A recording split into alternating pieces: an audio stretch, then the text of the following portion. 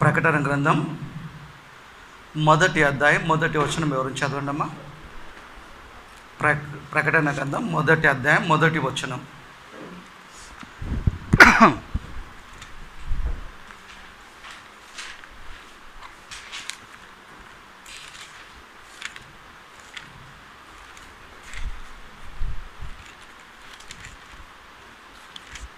ప్రకటన గ్రంథం 1వ అధ్యాయం 1వ వచనం తెలుగులో చదవండి ఎవరైనా. యేసుక్రీస్తు తన దాసులకు కనుపరచుటకు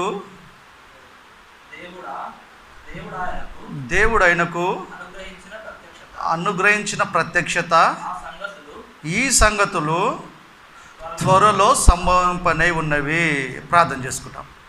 పరలోకమందున్న పరిశుద్ధుడ మా తండ్రి, యేసుక్రీస్తు నామన్న మీకు కోటాను కోట్ల మెలియల బెలియల కృతజ్ఞత స్తుతులు తండ్రి. మమ్మల్ని ఇంకా సజీవ లెక్కలుంచి మీ మాటల్ని ధ్యానించే భాగ్యాన్ని, వినే భాగ్యాన్ని మాకు ఇచ్చారు నాయన.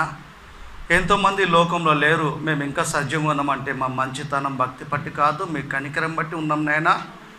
మా జీవితాలు మేము ఇంకా సరిచేసుకొని మరింత మీకు సమీపంగా రావడానికి సహాయం చేయండి. మా బ్రతుకు మా జీవితాలు మార్చే మీ మాటల్ని మేము మనసు పెట్టి చదివి అందులో ఉన్న భావాన్ని అర్థం చేసుకొని వాక్య ప్రకారం నడుచుకోవటానికి సహాయం చేయమని, కేవలం మీకు పిల్లలుగా కాదు నాయనా, మీకు ప్రియమైన పిల్లలుగా మేము ఉండగలుగుటకు సహాయం చేయమని మీ కుమారుడు మా రక్షకుడైన క్రీస్తు పేరట ప్రార్థిస్తున్నాం తండ్రి. ఆమెన్. యేసుక్రీస్తు నామన మనందరి తండ్రి అయిన దేవుడికి కృతజ్ఞత స్తుతులు. యేసు నామముకు శుభములు, వందనాలు. చాలామందికి ఎక్కువ శాతం 1000 ఏళ్ళ పరిపాలన కోసం చాలా సందేహాలు ఉన్నాయి. జరగబోతుంది 1000 ఏళ్ళ పరిపాలన, యేసు మళ్ళీ వస్తాడు, మళ్ళీ వచ్చినప్పుడే 1000 ఏళ్ళ పరిపాలన అయినా సరే 7 ఏళ్ళు శ్రమలైనా సరే అనే ఆలోచనలో చాలామంది ఉన్నారు. నిజంగా బైబిల్లో ఏమున్నది ఏమి లేదనే విషయం ఖచ్చితంగా మనకు తెలియాలా. వన్ వే ఇది. ఒక్కసారి నరకాన్ని జారితే మళ్ళీ తిరిగి రాలేము. మనం వేరే దారికి ఎక్కడి పోయినా మళ్ళీ వెనుక రావచ్చు, భూమిపైన ఆలస్యమైనా రావచ్చు తెలుసుకొని. కానీ నరకానికి ఒక్కసారి జారిపోతే మళ్ళీ వెనక్కి వచ్చే అవకాశం లేదు. తప్పు చేసినా పాపం చేసినా ఇప్పుడే దిద్దుకునే అవకాశం ఉంది. దేహాన్ని వదిలిపెడితే నో ఛాన్స్, అవకాశం మాత్రం ఎట్టి పరిస్థితుల్లో లేదు. కనికరం గల దేవుడు కదా, క్షమిస్తాడు కదా అని మనం అనుకోవటానికి వీల్లేదు. ఇప్పుడే క్షమార్పణ, ఇప్పుడే మన తప్పు దిద్దుకునే అవకాశం, యేసు రక్తంలో మన పాపాలు కడుక్కునే అవకాశం మనకుంది. ఆయన ప్రేమను ఆయన దయను అలసుగా తీసుకుంటే శాశ్వతమైన ప్రమాదం ఉంది ఆత్మకి. కనుక మనం వీజీ తీసుకోవద్దు. మనం చదువుతున్న మాటలు సాక్షాత్తు దేవుడివేవి. ఆయన మనసులకైనా వచ్చిన ప్రతి మాట, ఒక మాట చెప్పాలంటే దేవుడి మనసు మనం చదివేది.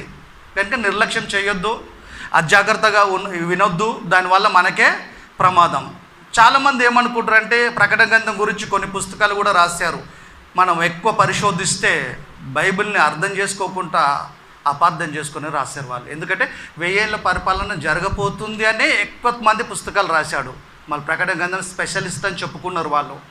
చూస్తే మార్కెట్లో బుక్ స్టోర్లో చాలా పుస్తకాలు ఉంటాయి. బైబిల్ని దగ్గరికి తీసుకొస్తే బైబిల్ ఆమోదిస్తుంది ఆ పుస్తకాలు అంటే బైబిల్ ఆమోదించటం లేదు. కనుక బైబిల్ అర్థం మనం కావాలన్నా, సత్యాన్ని మనం గ్రహించాలన్నా పరిశుద్ధాత్మని సహాయం మనకు ఖచ్చితంగా కావాలా. తొందరపడి ఎమోషనల్లో మనం చదవటం కానీ, మనకు సేవకుడు అంటే మంచి అభిప్రాయం మంచి అభిమానం ఉంది కనుక ఆ సేవకుడు చెప్పింది అబద్ధం ఎందుకు అవుతుంది అని అనుకోకూడదు. మనం ఏమో చెప్పలేం, బైబిల్ పరిశోధిస్తే తెలిసేది అతను చెప్పింది నిజమా అబద్ధమా. మనకు అందుతున్న ఒక మాట చెప్పాలంటే మనకు ట్రీట్మెంట్ జరుగుతుంది, స్పిరిచువల్ ట్రీట్మెంట్ కదా, ఆత్మీయ చికిత్స జరుగుతుంది. ఈ ఆత్మీయ చికిత్స కరెక్ట్ జరిగితే ఆత్మలు మనం బ్రతికిపోతాం. సరైన జరగకపోతే నరకంలో నిత్యం చస్తుంటాం. దేహానికి చికిత్స కరెక్ట్ జరగాల, లేకపోతే దేహంలోకి వేరైపోతాం. మనం దేహం చచ్చిపోతుంది లోక సంబంధంగా వైద్య శాస్త్రంలో. కనుక మనకు వైద్యం జరుగుతుంది, ఆత్మీయ వైద్యం చికిత్స. కనుక మనకు చేస్తున్న వైద్యులు అంటే కాపర్లు, బోధించే బోధకులు కరెక్ట్ ట్రీట్మెంట్ ఇస్తుర్రా, మనకు అందుతున్న ట్రీట్మెంట్ కరెక్టా కాదా పరిశోధించాలి మనం. ఎందుకంటే శాశ్వతమైన ప్రమాదం ఉంది. మనము కొద్దిసేపు చచ్చిపోయి టక్మని వెళ్ళిపోయేటోళ్ళం కాదు, నరకంలో యుగ యుగాలు చావాల మనం. ముగింపు లేదు మనకు. అక్కడ కొద్ది కాలం ఉండి ఒక 7 ఏళ్ళు 14 ఏళ్ళు ఉండి దేవుడు మళ్ళీ బయటికి తీసుకొస్తాడు అన్నట్టు ఏం లేదు అక్కడ. అస్సలు కనికరం అనేది చూపెట్టాడు ఆయన. ఏం అవకాశం ఉన్నా ఇప్పుడే మనకి, యేసు రాకముందు లేకపోతే మనం చావకముందు మారాల. మళ్ళీ చదివినాను ప్రకటన గ్రంథం అదే 1వ అధ్యాయము 1వ వచనం. సిస్టర్స్ ఎవరైనా ఉంటే చదవండి. ఆ బాబు ఇబ్బంది అవుతుందేమో ఆయనకి. చదవన్నా. యేసుక్రీస్తు తన దాసులకు కనపరచుటకు దేవుడు ఆయనకు అనుగ్రహించిన ప్రత్యక్షత ఈ సంగతులు త్వరలో సంభవింపనయి. అంటే ఫ్యూచర్, భవిష్యత్ అనుకుంటారు చాలామంది. ఈ 1వ అధ్యాయం 1వ వచనాన్ని చూసి అక్కడనే ఆగిపోయారు. ఎక్కువ శాతం అక్కడ ఆగిపోయారు. దానికంటే ప్రకటన గ్రంథం అంతా భవిష్యత్తు అనుకుంటారు. భవిష్యత్తు అనేది ప్రకటన గ్రంథం మాత్రమే లేదు. మత్తయి సువార్తలు ఉంది, మార్కులు ఉంది, లూకాలు ఉంది, యోహానులు ఉంది, పత్రికలు ఉంది. ఫ్యూచర్ అనేది అన్ని పుస్తకాలలో అన్ని సువార్తలలో ఉన్నది. కేవలం ప్రకటన గ్రంథం మాత్రమే లేదు. మిగతా పుస్తకాలకు సంబంధం ఉంది ప్రకటన గ్రంథం. ప్రకటన గ్రంథం ప్రత్యేక గ్రంథము. అందువల్ల ఫ్యూచర్ మాత్రమే ఉంది, భవిష్యత్తే ఉంది, వర్తమానం లేదు అనుకోవటానికి వీల్లేదు. మనము జరిగినవి ఉన్నవి, జరుగుతున్నవి ఉన్నాయి, జరగబోయేటివి కూడా ప్రకటన గ్రంథం రాశాడు. కనుక త్వరలో సంభవింపవనని చాలామంది ఏమనుకుంటారంటే దీన్ని రాబోతున్న దినాల గురించి రాశాడే ప్రకటన గ్రంథం అని చెప్పి చాలామంది ప్రకటన గ్రంథం చదవటానికి కూడా కొంతమంది భయపడతారు, ఇష్టపడరు. నాకు తెలిసిన ఒక జడ్జి రిటైర్ అయ్యాడు, ఓ పుస్తకం రాశాడు. పుస్తకం రాసి ఎప్పుడో ఒక 15 years ముందు రాస్తే కొంతమంది పుస్తకాలు అమ్ముతానని చెప్పి తీసుకెళ్ళి పైసలు ఇవ్వలేదంట. నేను ఒక 10 పుస్తకాలు అమ్మా, పైసలు ఇచ్చేసా. నావి నాకు ఇచ్చేసాడు. నావి నాకు ఇచ్చిన తర్వాత బాగా ఆలోచించిన నేను, ఏంటి అనే పుస్తకం చదివితే యాజ్ ఇట్ ఈస్ ప్రకటన గ్రంథంలో ఏముందో ఎట్లుంది అట్లనే రాశాడు ఆయన. ఏందంకులు ఎట్లా రాసావు? బైబిల్ చదువుకుంటే నాకు క్లియర్గా అర్థమైపోతుంది కదా, తృప్తిగా ఉంటుంది కదా మనసుకి. నువ్వేమో పుస్తకం రాసినావు అంటే దాన్ని ఏమైనా ప్రసంగంలా తయారు చేసి రాసేవు అనుకున్నాము, వివరించి అర్థం కాని వాళ్ళకి అర్థమయ్యే రూపంగా రాశారేమో అనుకుంటే నువ్వు మీరేంటి అట్లా రాశారంటే ప్రకటన గ్రంథం అంటే చాలా భయమయ్యా, అందుకే నాకు ఎట్లుంది అట్లా రాయాలనిపించింది. అంటే బైబిల్ చదివితే అయిపోతుంది కదా. అంటే ప్రకటన గ్రంథమే భయమా? మిగతా పుస్తకాలు భయం లేదా? అవన్నీ పరిశుద్ధాత్మ ప్రేరేపణతో రాయబడ్డ మాటలే. కానీ ఆయన ఆలోచన అట్లుంది. అప్పుడు నేను అనుకున్న అనవసరంగా పుస్తకాలు అమ్మిన కదా నేను అని. గనుక త్వరలో సంబంధింపవన్నీ ఉన్నాయంటే జరగబోతున్నాయి అని చెప్పారు. ప్రకటన గ్రంథం మొత్తము 22 అధ్యాయాలు అలంకార రూపకంగా చెప్పాడు. నిజంగా అక్కడ కదా అంకెలు ఉంటే అంకెలుగా తీసుకోవద్దు. మనం అంకెలు తెగాయి, 100, 1000, లక్షలు, కోట్లు, మిలియన్లు, బిలియన్లు పోతుంటాయి. అక్కడ దానిలో ఆ అలంకార రూపకంగా చెప్పాడంటే అందులో ఉన్న భావాన్ని తీసుకోవాలి తప్ప కదా. వధింపబడిన దేవుని గొర్రెపిల్ల అని ఉంటుంది. యేసు గొర్రెనా? ఒక సాధు జంతువులాగా బలైపోయాడు ఆయన అని అర్థం అక్కడ, అంతే. నిజం గొర్రె కాదు అక్కడ. అట్లనే వీళ్ళు ఏమనుకుంటారంటే 1000 years 1000 ఏళ్ళ పరిపాలన అనే వరకు నిజంగా 1000 ఏళ్ళ పరిపాలనే అనుకుంటున్నారు, 100 అనుకుంటున్నారు. మళ్ళీ గొర్రె అన్నప్పుడు గొర్రె కానప్పుడు 1000 అంటే 1000 ఎందుకైతుంది? అందులో ఉన్న భావం ఏంది, అందులో ఉన్న అర్థం ఏంది, దేవుడు ఎందుకు అట్లా పరిశుద్ధాత్మ ద్వారా ప్రేరేపించి రాయించాడు అనేది మనం ఆలోచించాలంటే దేవుడి సహాయం మనకి ఖచ్చితంగా కావాలా. చూడండి ఒకసారి 5వ అధ్యాయం ప్రకటన గ్రంథము 10వ వచనం. 5:10.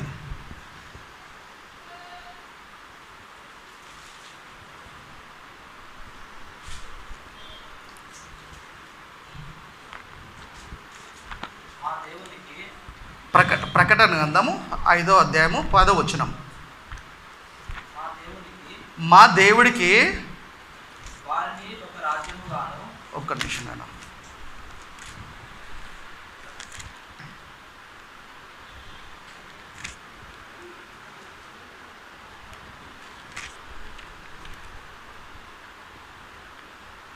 చదువునాను. మా దేవుడికి వారిని ఒక రాజ్యముగాను యాజకులుగాను చేసిదివి గనుక వారు భూలోకమందు. నువ్వు 10వ వచనం కరెక్ట్ చదువుతున్నావా? 9 చదివావు నువ్వు, 10 చదువు.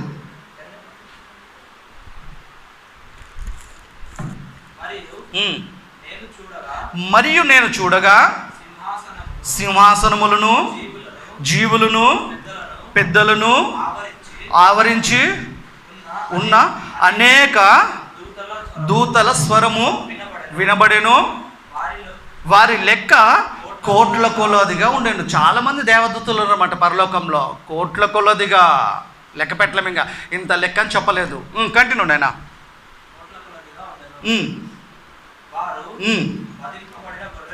యేసుక్రీస్తు గురించి మాట్లాడుతారు. వారు వధింపబడిన గొర్రెపిల్ల శక్తియు, ఐశ్వర్యమును,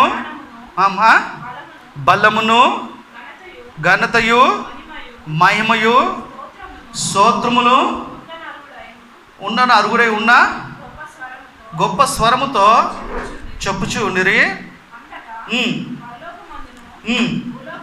ఒక్క నిమిషం అమ్మ, నేనే మిస్టేక్ చెప్పి ఉంటా మీకు.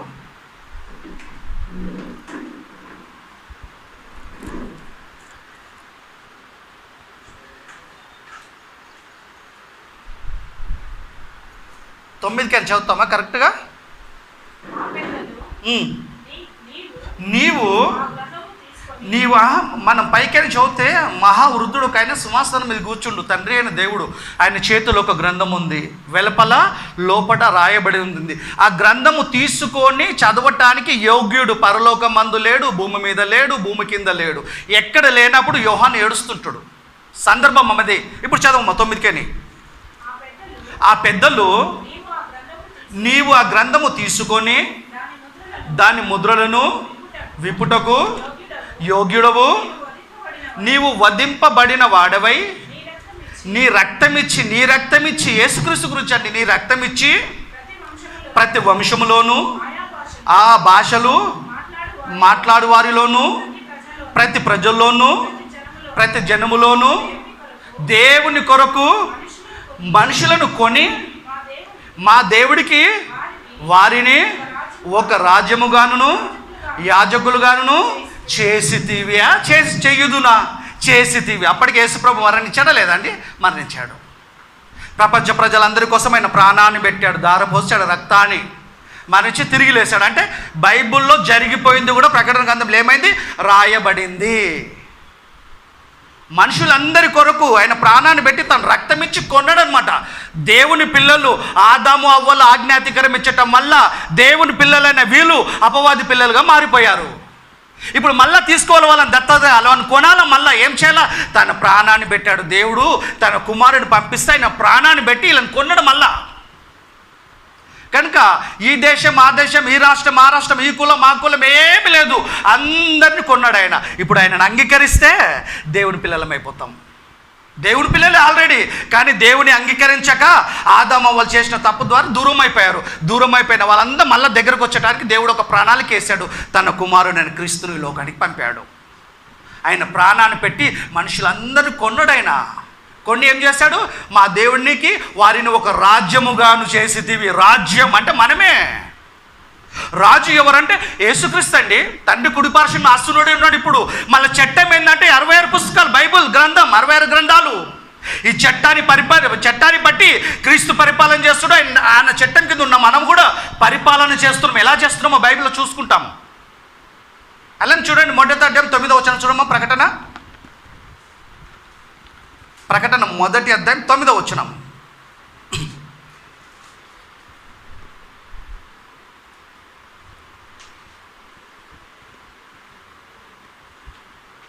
ప్రకటన గ్రంథం మొదటి అధ్యాయం 9వ వచనం. మీ సహోదరుడును యేసును బట్టి కలుగు శ్రమలోను, రాజ్యములోను, సహనములోను పాలివాడైన యోహానను నేను. ఆయన శ్రమలోను, రాజ్యంలోను, సహనంలో పాలివాడి పార్టిసిపేట్ చేస్తాడు ఈయన. అంటే యేసుక్రీస్తు రాజ్యంలోనే ఉన్నాడు యోహాను గారు. క్రీస్తు కోసం ప్రకటించాడు, సాక్ష్యం ఇచ్చాడు. అదే కోపంతో ఆ ప్రజలు ఏం చేస్తారంటే తీసుకుపోయి పద్మస్తు దీపంలో వేసేస్తారు ఆయనని, యోహాను గారిని. అంటే ఆ రాజ్యంలో ఉన్నాడంటే రాజ్యంలో ఉన్నాడు ఈయన. రాజ్యం లేకపోతే రాజ్యంలో ఎలా ఉంటాడు? రాజ్యం లేకపోతే రాజ్యంలో ఎలా ఉంటాడు? ఉండడు. రాజ్యంలో ఉన్నాడు ఆయన. మళ్ళీ చదువునాయన అదే వచనం. మీ సహోదరుడును యేసును బట్టి కలుగు శ్రమలోను, క్రీస్తు కోసం శ్రమలు భరించాడు ఆయన. శ్రమలోను, రాజ్యములోను, సహనములోను పాలివాడైన యోహానను నేను. పాలివాడైపోయాడు. పాలు పొందాడు ఆయన శ్రమలో, సహనంలో, రాజ్యములో. ఆ రాజ్యములో ఉండే ఆయన మరణించాడు. తీసుకెళ్ళి పద్మస్థ దీపం లేసేస్తాడు. అక్కడే ఆయన ముగింపు అయిపోయింది. అంటే క్రీస్తుశిల ఉన్న కాలంలోనే ఆయన రాజ్యస్థాపన జరిగింది. చూడండి ఒకసారి చక్కని మాట చూస్తాం. యోహాను సువార్త 18వ అధ్యాయము 36వ వచనం. పిలాతుతో మాట్లాడుతున్న సందర్భం యేసుక్రీస్తు. నేను కొద్ది సమయంలో ఎక్కువ మాటలు చెప్పడానికి ట్రై చేస్తా, మనం జాగ్రత్త మనసు పెట్టి వింటాం. నా రాజ్యము ఈ లోక సంబంధమైనది కాదు. గుర్రాలు కనపడే తలల మీద కిరీటం ఉండదు మనకి. ఏం కనిపించదు మనకి. కనపడని సింహాసనాలు ఉన్నాయి మనకి, కనపడని కిరీటాలు ఉన్నాయి మనకి. ఈ లోక సంబంధమైన రాజ్యము క్రీస్తుది కాదు. ఈ లోక సంబంధమైన రాజ్యంలో మనము లేము, క్రీస్తు రాజ్యంలో ఉన్నాము. అది పొందిన వారికి తప్ప మరి ఎవరికి చెందదు. నా రాజ్యం ఈ లోక సంబంధమైనది కాదు. నా రాజ్యము ఈ లోక సంబంధమైనది అయితే నేను యూదులకు అప్పగింపబడకుండా ఉండునట్లు నా సేవకులు పోరాడుదురు. కొట్లాడేవారు, పోరాటం చేసేవారు వాళ్ళు. నేను వాళ్ళకి అప్పగింపబడకుండా ఉండునట్లు కాదు. నా రాజ్యము ఈ సంబంధమైనది కాదనెను. అందుకు పిలాతు నీవు రాజువా ప్రశ్నించాడు. నీవు రాజువా అని ఆయనను అడగగా యేసు నువ్వు అన్నట్టు నేను రాజునే. యేసుప్రభు రాజా కాదమ్మా, రాజు. మళ్ళీ వీళ్ళేం మాట్లాడుతారు? యేసు మళ్ళీ వస్తాడు, అప్పుడు 1000 ఏళ్ళ పరిపాలన చేస్తాడు, అప్పుడు రాజు ఆయన. ఇప్పుడు రాజు కాదు ఆయన, కాదు అన్నట్టు అలా లెక్కలో. కానీ ఇక్కడ ప్రకటన గ్రంథంలో ఏం చేశాడు? మీ రక్తం ఇచ్చి ప్రతి ప్రజల్లోనూ, ఆ భాషలు మాట్లాడే ప్రజల్లోనూ కదా, ప్రతి వంశంలోనూ నీ రక్తం నిచ్చి ప్రజలని మా దేవుడి కోసం కొని వాళ్ళని ఒక రాజ్యంగా చేసావని చెప్పేస్తాడు. మనమేనా రాజ్యం? కనపడని రాజ్యంలో మనం ఉన్నాము కదా. అధికారాల్లో కదా, సింహాసనాలు అనేవారికి ఏంటంటే అధికారానికి సూచన, పరిపాలనానికి సూచన. సింహాసనం అంటే నిజంగా సింహాసనం మీద కూర్చున్నట్టు కాదు. మనం అక్కడ కనపడిన సింహాసనం మనకు అక్కడ ఏర్పాటు చేస్తాడు ఆయన. అధికారానికి సూచన, గుర్తుగా ఏమన్నాడంటే సింహాసనం మీద. సువాసన చూస్తాం, అది కూడా మాట త్వరగా చూసుకుంటాం మనము. ప్రకటన గ్రంథం 20వ అధ్యాయం 4వ వచనం. ప్రకటన 20వ అధ్యాయం 4వ వచనం.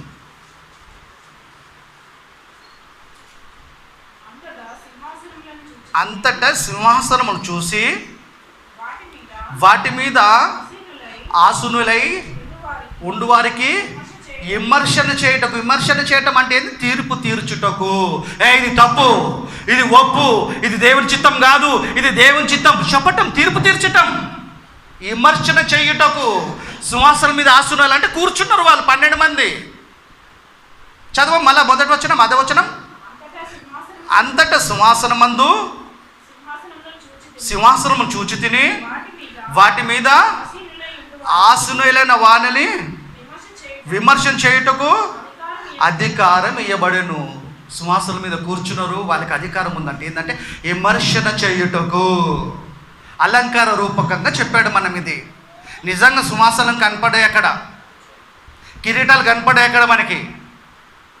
కనుక మనకు అర్థం అవటానికి అలంకార రూపకంగా చెప్పాడు. తెగిపోతుంది. ఇప్పుడు మనం మనసు పెట్టి ఆలోచిస్తే మనకు అర్థం కాని భాషలో ఏం రాయించలేదు దేవుడు.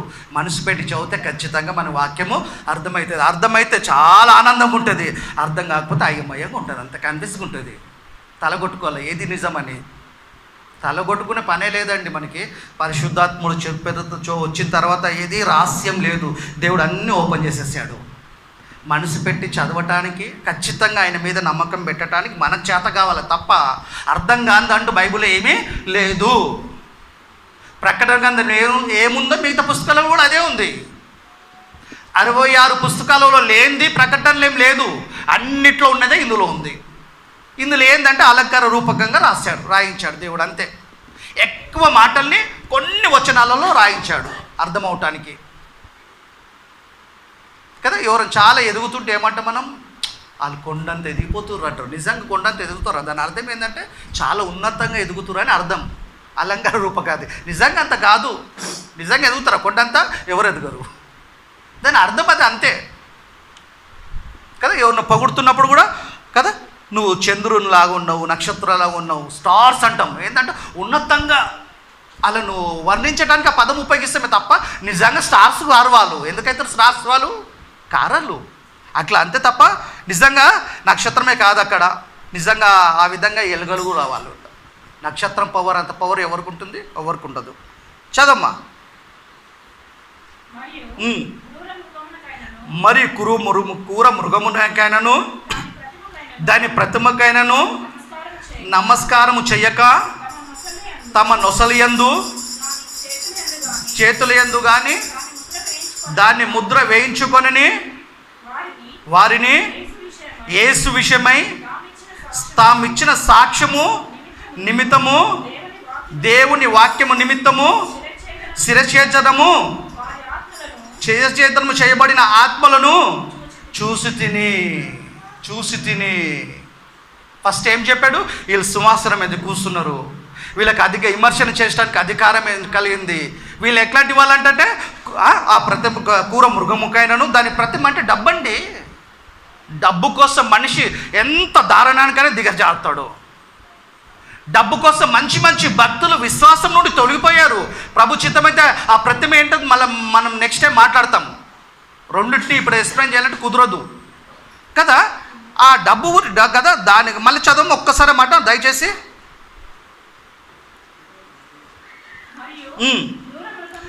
మరియు కూర మృగముకైనను దాని ప్రతిమకైనను నమస్కారము చెయ్యక తమ నొసలి ఎందు ఎక్కువ దయ్యం ఆలోచనలు ఉన్నాయనుకో, బాగా నొసర్లో ఎందు ముద్ర పడిపోయింది. ఎవడు వచ్చి 666 గుద్దుతాడని కాదు అక్కడ అర్థం.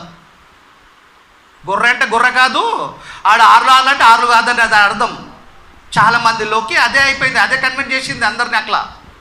కనుక బాగా దయ్యానికి సంబంధించిన ఆలోచనలు ఎవరికి ఉంటాయో, డబ్బు సంపాదించాలన్న ఆలోచన ఎవరికి ఉంటుందో, స్పిరిచువల్గా ఉండకూడదు, అంత లోక సంబంధమైన తలంపులు ఎవరికి ఉంటాయో, ఆ అపవాది ఆలోచనలన్నీ నొసటి మీద పడిపోయినాయి అంటే అర్థం. ఆలోచనగా థింకింగ్ చేస్తాం. వీళ్ళు ఎలాంటి మనుషులు, ఎలాంటి భక్తులు అంటే దయ్యం సంబంధించిన ఆలోచనలు లేవు నొసటిలో, బుర్రలో. దయ్యం సంబంధించిన పనులు చేతులతో చేయలేదు. దానికైనను దాని ప్రతిమకైనను చదవమ్మా. ఆ కూర మృగముకైనను దాని ప్రతిమకైనను నమస్కారం చెయ్యక తమ నొసలియందు చేతులందు కానీ దాన్ని ముద్రలు వేయించుకొనని వారిని యేసు విషయమై తామిచ్చిన సాక్ష్యము నిమిత్తము దేవుని వాక్యము నిమిత్తము శిరఛేదనము చేయబడిన ఆత్మలను చూసి తిని వారు బ్రతికిన వారై 1000 సంవత్సరములు క్రీస్తుతో కూడా రాజ్యము చేసిరి. అయిపోయింది. ఇక్కడ కన్ఫ్యూజ్ అవుతారు అందరూ. చాలా మటుకి ప్రకటన గ్రంథం రాసిన వాళ్ళందరూ మన బాగా ధ్యానిస్తే అర్థమైపోతుంది. వాళ్ళు బ్రతికిన వారై అనే వరకు ప్రపంచ క్రైస్తవులందరూ ఎప్పుడు బ్రతుకుతారు? చచ్చిపోయిన వాళ్ళంతా ఎప్పుడు లేస్తాడు? యేసుప్రభు రెండోసారి కదా వస్తే లేస్తారు. అప్పుడు లేచిన తర్వాత 1000 పరిపాలన. ఈ నిర్ణయానికి వచ్చి ఫిక్స్ అయిపోయారు వాళ్ళు. ఇక అప్పుడు లేస్తారని కదా. ఇందులో ఏంటంటే ముందు చెప్పాల్సిందే వెనక చెప్పాడు, వెనక చెప్పాల్సింది ముందు చెప్పాడు. వాళ్ళు బ్రతికిన వారే అన్నాడు. బ్రతికిన వారంటే రెండో రాకట్ల బతకటమని అనుకుంటారు వీళ్ళంతా. రెండో రాకట్ల బతుకు కోసం చెప్తున్న మాట కాదు అది. ఫస్ట్ ఏమన్నాడు కదా, ఒక్కసారి చదువుతామా 4వ వచనం. అంతట సింహాసనములను చూసి తిని వాటి మీద ఆసీనులైన వారిని విమర్శన చేయుటకు అధికారం ఇయ్యబడినది. సూచన సింహాసనం అంటే అధికారానికి, విమర్శన అంటే తీర్పు తీర్చడానికి. దేవుడి పక్షాన దేవుడి మాటలు ప్రపంచ ప్రజలకు ప్రకటించటమే తీర్పు. సొంతంగా మనం తీర్పు తీరుస్తున్న తీర్పు, మనం ప్రకటిస్తున్న ప్రకటన కాదు అది. దేవుడి ప్రకటన గ్రంథంలో రాయబడిన వాక్యాన్ని ప్రకటించటమే తీర్పు. మీరు పాపం చేయకండి, యేసుప్రభుని అంగీకరించి మనసు మారి బ్రతుకు మార్చుకోండి, లేకపోతే నరకం ఉంది. తీర్పు. నమ్ముతాడా? మారి మనసు మార్చుకొని బ్యాప్టిజం తీసుకుంటా రక్షించబడతాడు. మారడా? పోతాడు. తీర్పు అయిపోయింది. ఇక బతిమాల్సిన పని లేదు ఎవరికి. తీర్పు జరిగింది, జరుగుతుంది. చదవమ్మా. విమర్శ చేయుటకు వారికి అధికారం ఇవ్వబడెను. మరి కురు మృగంకైనను దాని ప్రతిమకైనను నమస్కారం చెయ్యక తమ నొసల యందు కానీ చేతుల యందు కానీ దాని ముద్ర, దాని ఆలోచనలు ఇవ్వండి. దయ్యం ఆలోచనలు వాళ్ళ బ్రెయిన్లో లేవు, దయ్యం ఆలోచనలు వాళ్ళ చేతులతో ఏ పనులు చేయలేదు. దేవుడి కోసం బ్రతికారు కదా. దేవుడి కోసం బ్రతికి క్రీస్తు గురించి ఆయన ప్రకారం వాక్యం కోసం సాక్ష్యం ఇచ్చి ఏమైపోయారు? చంపబడిరు. చదవమ్మ, కంటిన్యూ. యేసు విషయమై తామిచ్చిన సాక్ష్యము నిమిత్తమును దేవుని వాక్యము నిమిత్తము శిరఛేదనము చేయబడిన ఆత్మలను చూసి తిని. పరదేశులు ఉన్నారు వీళ్ళంతా. అప్పటికే చనిపోయారు వీళ్ళు. ఈయన రాసేటప్పటికి వాళ్ళు లేరు కదా. చచ్చిపోయిన వీళ్ళంతా ఎక్కడ ఉంటారు? పరదేశులు ఉన్నారు. వాళ్ళ ఆత్మలను చూసి తిని వారు బ్రతికిన వారై 1000 సంవత్సరములు క్రీస్తుతో కూడా రాజ్యము చేసిరి. ముందు చెప్పాల్సింది వెనక చెప్పాడు, వెనక చెప్పాల్సింది ముందు చెప్పాడు.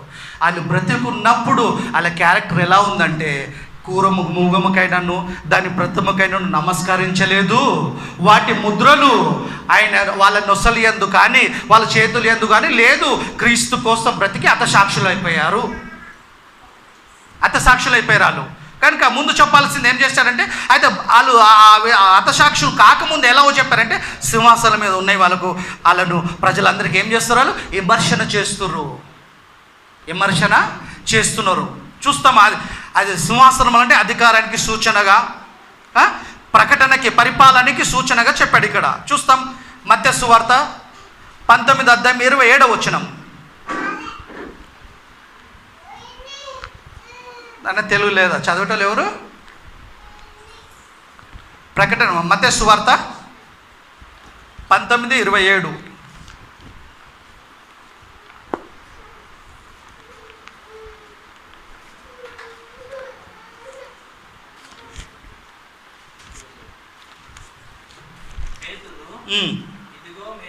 యేసుప్రభుని అడుగుతున్నాడు అపొస్తలులు పేతురు, ఇదిగో మేము సమస్తమును విడిచిపెట్టి నిన్ను వెంబడించితిమి కదా, గనుక మాకు ఏమి దొరుకునని ఆయనను అడగగా యేసు వారితో ఇట్లా, నేను ప్రపంచ పునర్జన్మనందు మనుష్య కుమారుడు తన మహిమగల సింహాసన మీద ఆసీనుడై ఉండును. అంటే తండ్రి దగ్గర పోయి కూర్చుంటాడు ఆయన మరణించి లేచిన తర్వాత. ఆసీనుడు ఉండినప్పుడు నన్ను వెంబడించిన మీరు 12 సింహాసనాల మీద కూర్చోండి ఆసీనులై ఇశ్రాయేలుల 12 గోత్రముల వారికి తీర్పు తీర్చుదురు. ఎవరు 12 మంది? ప్రకటన గ్రంథం చూసిన 12 మంది ఎవరు? ఈ 12 మంది ఎవరు? ఆ సింహాసనం మీద ఆసీనులైన వారంటే అపోస్తులండి. అపోస్తులు వీళ్ళు. మీరు ఏం చేస్తారు? మీరు ఏంది లాభం అంటారా? నేను వెళ్ళి తండ్రి సింహాసనం మీద ఆసీనుడైతా. అప్పుడు మీరు ఏం చేస్తారంటే, సింహాసనం మీద కూర్చుండి ఆసీనులై ఇశ్రాయేలు 12 గోత్రం వాళ్ళకి మీరు ఏం చేస్తారు? తీర్పు తీరుస్తారు. అంటే ప్రకటన వాక్యాన్ని ప్రకటిస్తారు. నేను వెళ్ళిపోయిన తర్వాత గొప్ప భాగ్యం ఏముందో తెలుసా మీకు? నా వాక్యాన్ని మీరు ప్రకటించేంత గొప్ప భాగ్యం, గొప్ప అధికారాన్ని మీకు ఇస్తున్నా. మీరు ఏం చేస్తారు? ఇశ్రాయేలు ప్రజలు 12 గోత్రముల వారికి మీరు ఏం చేస్తారంటే వాక్యాన్ని ప్రకటిస్తారు. అంటే తీర్పు తీరుస్తారు మీరు, అంటే వాక్యాన్ని ప్రకటిస్తారు. ఇదే మీకు గొప్ప లాభం. భూమి మీద ఏదైనా పనిలో సంపాదన ఏమైనా ఎక్కువ ఉందేమో కానీ నిజంగా లాభం అన్నది, గొప్ప పని అనేది ఏమైనా ఉంటే వాక్యాన్ని ప్రకటించటమే గొప్ప పని, గొప్ప భాగ్యం ఇది మనకి. సమాజం సేవకులు తక్కువగా చూస్తుంది. ఏం సంపాదన లేదు వాళ్ళకి అనుకుంటారు, కానీ గొప్ప భాగ్యం అండి. ఆయన మాటల్ని ప్రకటిస్తున్నాం, తీర్పు తీరుస్తున్నాం, మనము అధికారం చెలాయిస్తున్నాము. మనము ఈ చట్టాన్ని బట్టి 66 గ్రంథాలను బట్టి, దేవుడి గ్రంథాన్ని, పరిశుద్ధ గ్రంథాన్ని బట్టి మనం తీర్పు తీరుస్తున్నాం ప్రపంచానికి. తీర్పు తీరుస్తున్నామండి. మనం రాజులము, యాజకులము. మన యేసు ప్రభు రాజులకు రాజు, చక్రవర్తి అయినా, ప్రభువులకు ప్రభు అయినా ఆయన అధికారం కిందనే మనం ఉన్నాం. భారతదేశం కోర్టు కానీ, న్యాయస్థానాలు కానీ, ఉన్నతాయి కానీ కదా, ఏ న్యాయస్థానమే సరే తీర్పు ప్రపంచాన్ని, రాష్ట్రాన్ని, దేశాన్ని పరిపాలన చేయండి అంటే రాజ్యాంగమును అనుసరించే పరిపాలన చేస్తారు. శిక్ష విధించాలన్నా, పరిష్కారం చేయాలన్నా, ఏదో జియోలు పాస్ చేయాలన్నా, ఏమైనా రద్దు చేయాలన్నా రాజ్యాంగాన్ని బట్టి పరిపాలన చేస్తారు. అధికారులు మన మీద పరిపాలన చేస్తుర్రు. ఆంధ్రప్రదేశ్ ప్రభుత్వం కానీ, తెలంగాణ ప్రభుత్వం కానీ కదా, భారతదేశం ప్రభుత్వం కానీ, ఏ దేశాలైనా అలా రాజ్యాంగాలు ఉంటాయి. రాజ్యాంగాన్ని బట్టి పరిపాలన చేస్తున్నారు వాళ్ళు మన మీద, ప్రజల మీద. మనం ఎలా చేస్తున్నాం? మనం ఈ లోక సంబంధం కాదు, మన రాజ్యం ఈ లోక సంబంధమైనది కాదు, క్రీస్తు అన్నట్టు. కనుక పరలోక రాజ సంబంధులమైన మనము, పరలోక సంబంధమైన రాజ్యాంగము, పరిశుద్ధ గ్రంథం, హోలీ బైబుల్. ఈ బైబిల్ని ప్రకటిస్తున్నాం, మనం ప్రకటన చేస్తున్నాం. ఈ బైబిల్ని బట్టి పరిపాలన చేస్తున్నాం. మనం అధికారాలు చెలాయిస్తున్నాం, తీర్పు తీరుస్తున్నాం, ప్రజల్ని విమర్శిస్తున్నాం. మనం దేని బట్టి? పరిశుద్ధ గ్రంథాన్ని బట్టి, పరలోక రాజ్యాంగాన్ని బట్టి పరిపాలిస్తున్నాం మనం. కనుక పేతురు అడిగాడు, మేము సమస్తాన్ని వదిలిపెట్టాం, జీవనోపాధి వదిలిపెట్టాం, కుటుంబాన్ని వదిలిపెట్టి సేవ చేస్తున్నాం ప్రభువా, మాకేమి జరుగును ప్రపంచ పునర్జన్మ మందు మీరేం చేస్తారో తెలుసా? నేను వెళ్ళిన తర్వాత మనుష్య కుమారుడు తండ్రి కుడి పర్శ్వమున ఆసనుడు ఆయన సింహాసనం మీద కూర్చున్నప్పుడు మీరు సింహాసనం మీద ఆసనులై 12 గోత్రము ఇశ్రాయేలు వారికి మీరు తీర్పు తీర్చెదరు. ఏం చేస్తారు? తీర్పు. యేసుప్రభువులు వెళ్ళిపోయిన తర్వాత అపోస్తులు చాలామంది తీర్పు వాక్యాన్ని ప్రకటించారండి ఇశ్రాయేలు ప్రజలకి కదా. అపోస్తులు హతసాక్షులు అయిపోయారండి. వాళ్ళ డబ్బు మీద ఆలోచన లేదు, బ్యాంక్ బ్యాలెన్స్ లేదు, వాళ్ళకి ఆస్తుల మీద ఆశ లేదు, సంపాదించుకోవాలనే థింకింగ్ లేదు. నా భార్య, నా పిల్లలు, నా కుటుంబం ఎట్లా వాళ్ళ కోసం దాపెట్టాలా అని ఇప్పుడు మనకుంటున్న ఆలోచన వాళ్ళకి లేదండి. అందుకే కదా ఆ కూర మృగం అంటే దయ్యం అండి. దయ్యానికైనా, దయ్యం ప్రతిమకైనా వాళ్ళు నమస్కరించలే. వాటి ముద్ర వాళ్ళ నొసల యందు లేదు, వాళ్ళ చేతుల యందు లేదు. చూడండి, మనం ఎవరికైనా డబ్బిచ్చేటప్పుడు కదా, మనం అనకపోవచ్చు కానీ లోకస్తులు ఎడమ చేతితో డబ్బిస్తారా ఏమంటారు తెలుసా? కుడి చేతితో డబ్బు ఇవ్వండి అంటారు. ఒకవేళ ఎడమ చేతితో డబ్బు అందుకుంటే ఏమంటారు తెలుసా? కుడి చేతితో అందుకుంటారు. ఎక్కువ పెట్టి దీంతో చేస్తాం మనం, రైట్ హ్యాండ్తోనే. డబ్బు కరెన్సీ లెక్క పెట్టాలంటే ఇట్లా లెక్క పెడితే ఇట్లా లెక్క పెట్టాం కదా. దీనికంటే ఎక్కువ బలం దీంట్లో ఉంటుంది, లెఫ్ట్ హ్యాండ్ కంటే రైట్ హ్యాండ్లా. కనుక వాళ్ళకు అపోస్తులకు నొసలు యందు కానీ, చేతులు యందు కానీ ఆ కూర మృగముకైనా, దయ్యానికైనా కానీ, దయ్యం ప్రతిమ కానీ కదా, వాటి మీద వాళ్ళ మీద ముద్ర లేదు. అందుకే ధనాపేక్ష లేకుండా వాళ్ళు దేవుడికి ఇష్టంగా, దేవుడి నిమిత్తం, సువార్త నిమిత్తం, క్రీస్తు సాక్ష్యం నిమిత్తం ఏం చేశారు? వాళ్ళు హతసాక్షులు అయిపోయారు. ఆ 12 సంవత్సరాలు అంటే వాళ్ళేండి అధికారులు. అధికారం ఉందాలకి సింహాసనం మీద కూర్చున్నారు వాళ్ళు. ఇశ్రాయేలు 12 గోత్రం వాళ్ళకి మీరు ఏం చేస్తారు? తీర్పు తీర్చెదరు. చదువునాను అది ఒకసారి, ఒక్క వచనం అదే. మత్తయి సువార్త 19:27. యేసు వారితో ఇట్లా నేను 27 పేతురు, ఇదిగో మేము సమస్తము విడిచిపెట్టి.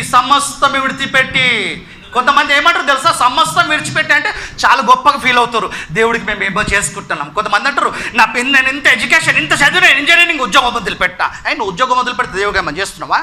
నాకు ఇంత శాలరీ నేను వదిలిపెట్టినా. వాళ్ళకి ఆ ఫీలింగ్ లేదు.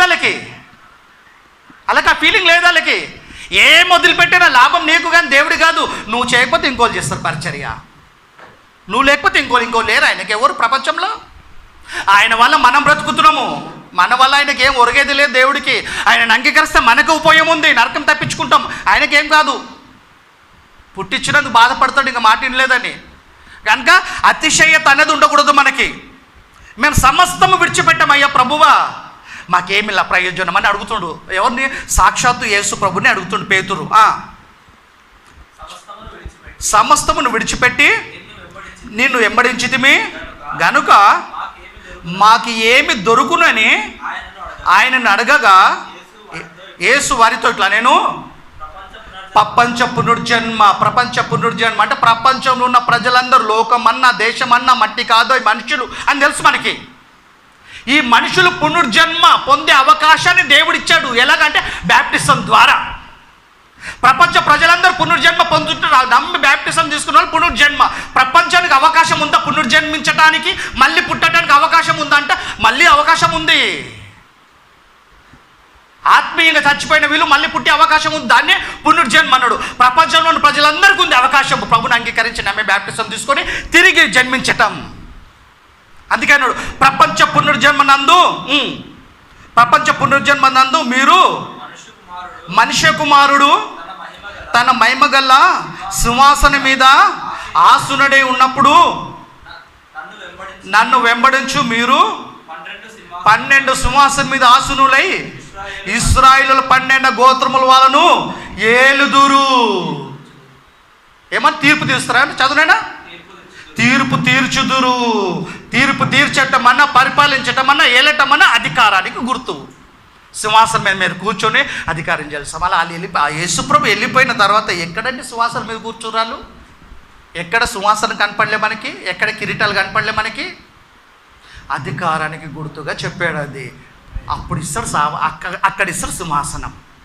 ఇక్కడ మనం చేస్తున్న పని బట్టి, మన ప్రవర్తన బట్టి, మన భక్తిని బట్టి, ఆయనని వెంబడిస్తున్న విధానం బట్టి, మన ఆత్మీయని బట్టి అక్కడ కిరీటం దక్కుతుంది, అక్కడ మనకి సింహాసనం దక్కుతుంది కదా. అక్కడ సింహాసనం, ఇక్కడ అధికారం. ఎందుకు ఇక్కడ అధికారం అంటే రాజ్యం ఇక్కడే ఉంది. మనమే రాజ్యం అండి, మనమే రాజ్యం. ఈ రాజ్యం మనమే రాజులం, మనమే యాజకులం, మనమే పరిపాలించే వాళ్ళం. అధికారం ఇవ్వబడింది ఆయన వల్ల మనకి. కనుక మనం ఎవరము? రాజులము. సింహాసనం మీద కూర్చున్న వాళ్ళు ఎవరంటే రాజులండి. అపోస్తులు మాత్రమే కాదు, యేసు ప్రభువుని అంగీకరించిన మనమందరం పరిపాలన చేస్తున్నాం. ఆయన ఒక్కడ అపోస్తులు మాత్రమే కాదు. చూడండి తర్వాత చూసుకుంటాం. యేసు ప్రభు కదా, ఆయన తండ్రి కుడి పార్శ్వన ఆసీనుడైనప్పుడు అంటే యేసు రెండో రాకడలో కాదు, అది యేసు మళ్ళీ వచ్చినప్పుడు కాదు, అది ఆల్రెడీ ఆయన కూర్చున్నాడు. మార్కు సువార్త 16:19 వచనం.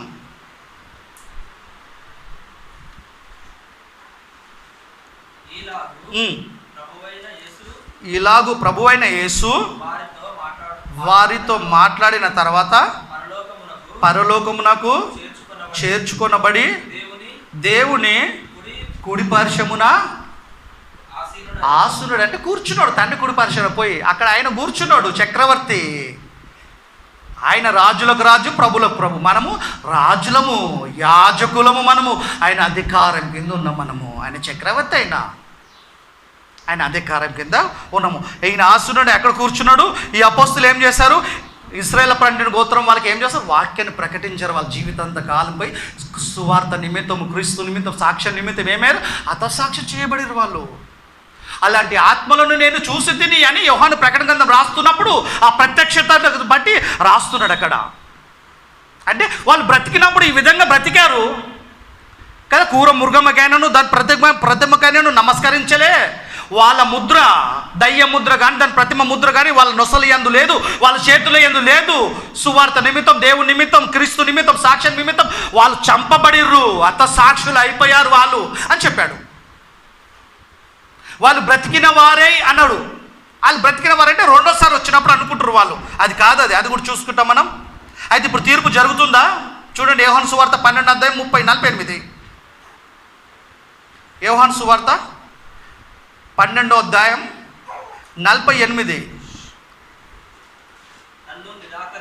నన్ను నిరాకరించి నా మాటలను అంగీకరింపని వానికి తీర్పు తీర్చువాడు ఒకడు కలడు. నేను చెప్పిన మాట అంత దినమున వానికి తీర్పు తీర్చును. వాక్యాన్ని ప్రకటించటమే తీర్పు. వాక్యాన్ని ప్రకటించడమే విమర్శన చేయటము. వాక్యాన్ని ప్రకటించటమే అధికారం చేయటము. పరిపాలనలో ఉన్నాం మనము. ప్రపంచానికి విమర్శిస్తున్నాము, ప్రపంచానికి తీర్పు తీరుస్తున్నాము. ఎలా? వాక్యం ద్వారా. వాక్యాన్ని ప్రకటిస్తున్నాం అంటే తీర్పు తీరుస్తున్నాం. చూడండి, తీర్పు తీరుస్తున్న మనం కరెక్ట్ లేకపోయినా ఈ వాక్యం మనకు కూడా అప్లై అవుతుంది. మనం పరిశుద్ధంగా, పవిత్రంగా, దేవుడికి ఇష్టంగా జీవిస్తూ వాక్యాన్ని ప్రకటిస్తుండాలా. ప్రకటిస్తున్న మనకు శిక్ష విధి లేదు అనుకోవద్దు. క్రీస్తు నందు ఉంటే అంటే భక్తి కలిగి ఉంటే శిక్ష విధి లేదు. భక్తిని వదిలిపెట్టి నువ్వు తీర్పు తీర్చినా నీకు నాకు పనిష్మెంట్ ఉందని ఖచ్చితంగా ఉంది. శాశ్వతమైన పనిష్మెంట్ ఉంటుంది మనసు మార్చుకోకుండా చచ్చిపోతే. చూడండి, అలానే అపోస్తుల కార్యములు 12వ అధ్యాయం 1వ వచనం. అపోస్తలులు చచ్చిపోయారండి, హతసాక్షులు అయిపోయారు. క్రీస్తు గురించి, దేవుడి కోసం, వాక్యం నిమిత్తం ఏం చేశారు? చచ్చిపోయారు వాళ్ళు. ధనాన్ని లెక్క చేయలే, అధికారాన్ని లెక్క చేయలే, ఏమి సంపాదించుకోవాలి అనుకోలే వాళ్ళు. పరలోకం కావాలనుకున్నారు వాళ్ళు. దేవుడి కోసం బ్రతికారు వాళ్ళు కదా. సింహాసనం మీద ఆశీర్వైన వారు ఎవరంటే అపోస్తలులు. అధికారం చెలాయించారు వాళ్ళు కదా. రాజులు వాళ్ళు. ఇశ్రాయేలు 12 గోత్రం వాళ్ళకి ఏం చేశారు? తీర్పు తీర్చారు వారు. వాక్యాన్ని ప్రకటించారు, వాళ్ళకి సేవ చేశాడు. వాళ్ళ మధ్య ఓర్వలేక చంపేస్తారు వాళ్ళని. అపోస్తలుల కార్యములు 12వ అధ్యాయం 1వ వచనం.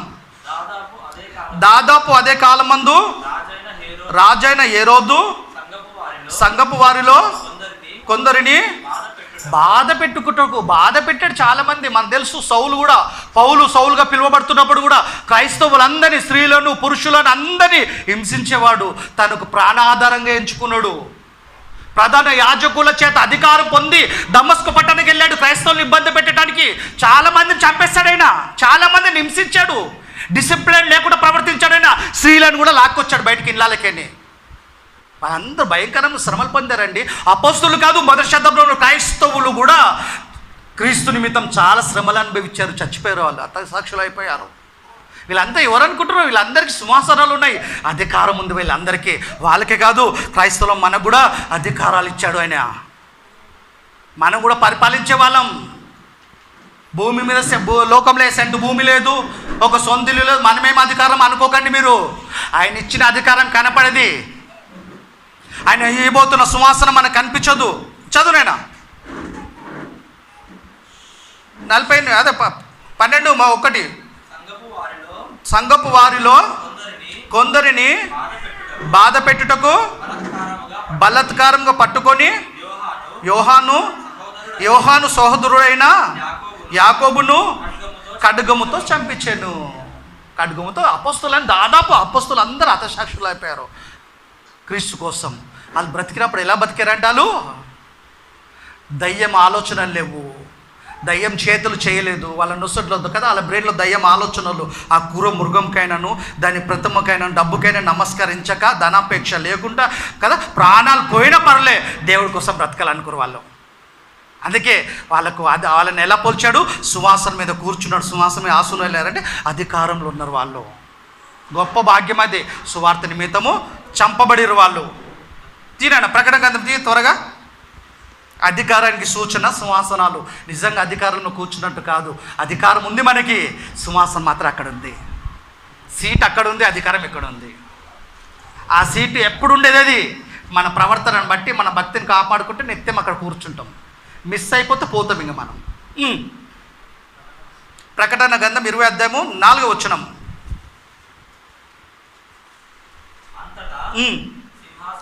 సింహాసనములు చూచి తిని వాటి మీద ఆసనులైన వారిని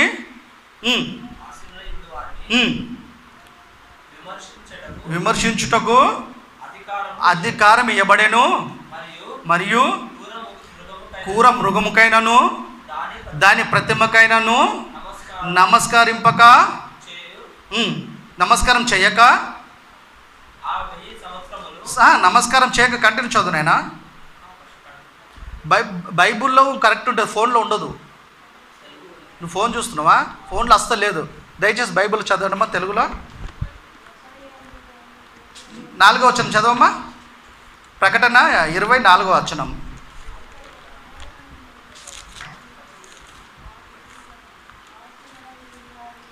విమర్శన చేయుటకు అధికారమును ఇయ్యబడెను. ఆ క్రూర మృగముకైనను దాని ప్రతిమకైనను నమస్కారం చేయక తమ నొసలియందు చేతులందు కానీ దాని ముద్రలు వేయించుకొనని ఈ నిమిత్తము శిరచ్ఛేద చేయబడిన వారి ఆత్మలను చూసి తిని వారు బ్రతికిన వారై. చదవమ్మా. తమిచ్చిన సాక్ష్యము నిమిత్తము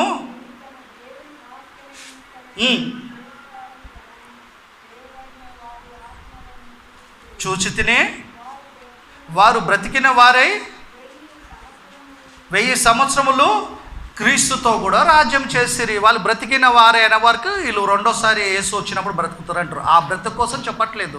యేసు రెండోసారి వస్తే ఆకాశం ఉండదు, భూమి ఉండదు, ఈ పంచభూతాలు ఉన్నాయి, మొత్తం తగలపడిపోతాయి అగ్నితో. ఇంకెక్కడ సువాసన వేసుకుని కూర్చుంటాడైనా? వీళ్ళకి అర్థమవుతలేదు. వాళ్ళు బ్రతికిన వారే అంటే దాని అర్థమైందో ముందు చెప్పాల్సింది, ముందు ఇంత మంచి క్యారెక్టర్ కలిగి బతికారు.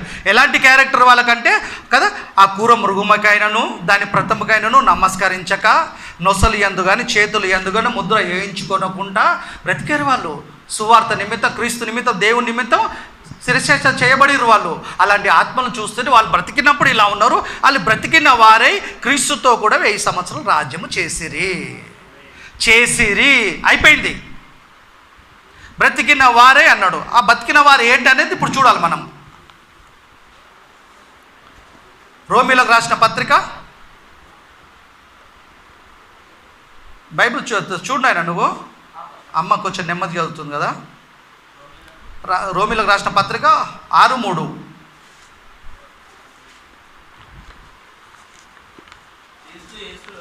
క్రీస్తు యేసులోనికి బ్యాప్టిజం పొందిన మీరు మనమందరము ఆయన మరణంలోనికి బ్యాప్టిజం పొందితే అంటే అందులో పాలివారం అయిపోయాం. ఎందులో? మరణంలో పాలివారం. పార్టిసిపేట్ చేసేస్తాం మనం. మరణంలో పాలు పొందితిమని మీరు ఎరగరా? కాబట్టి తండ్రి మహిమ వలన క్రీస్తు మృతుల్లో నుండి ఎలాగు లేపబడెనో అలాగే మనమును నూతన జీవము పొందిన వారమై నడుచుకున్నట్లు మనము బ్యాప్టిజం వలన మరణములో పాలు పొందుటకై ఆయనతో కూడా పాతి పెట్టబడితిమి. మరియు ఆయన మరణం ఒక సాదృశ్యముతో ఐక్యమైన వారమైన ఎడల ఆయన పునరుద్ధానం ఒక సాదృశ్యంలోనో ఆయనతో కూడా ఐక్యం గల వారమై ఉందుము. అంటే నీళ్ళలో ముంచినప్పుడు ఏమైపోయినామో చచ్చిపోయాం. యేసు ప్రభు మరణంలో పాలు పొందాం. తిరిగి నీళ్ళకే లేపినప్పుడు ఏం జరిగింది? ఆయన పునరుద్ధానంలో పాలు పొందాం. రెండిట్లో పార్టిసిపేట్ చేస్తాం. అంటే మరణించి కదా, మళ్ళీ నిజంగా మరణించిన వారంటే ఏంది? నిజంగా వీళ్ళు మరణించిన వారా అని మనం చూసుకుంటే ఎఫెసీయులకు రాసిన పత్రిక 2వ అధ్యాయం 1వ వచనం. నిజంగా ఫిజికల్గా చచ్చిపోవటం కాదు అది. మళ్ళీ పుట్టడం అంటే ఫిజికల్గా పుట్టడం కాదు అది. ఎఫెసీయులకు రాసిన పత్రిక 2వ అధ్యాయం 1వ వచనం. మీరు పాపముల చేత చదువున్నాను, మళ్ళీ అదే వచనం.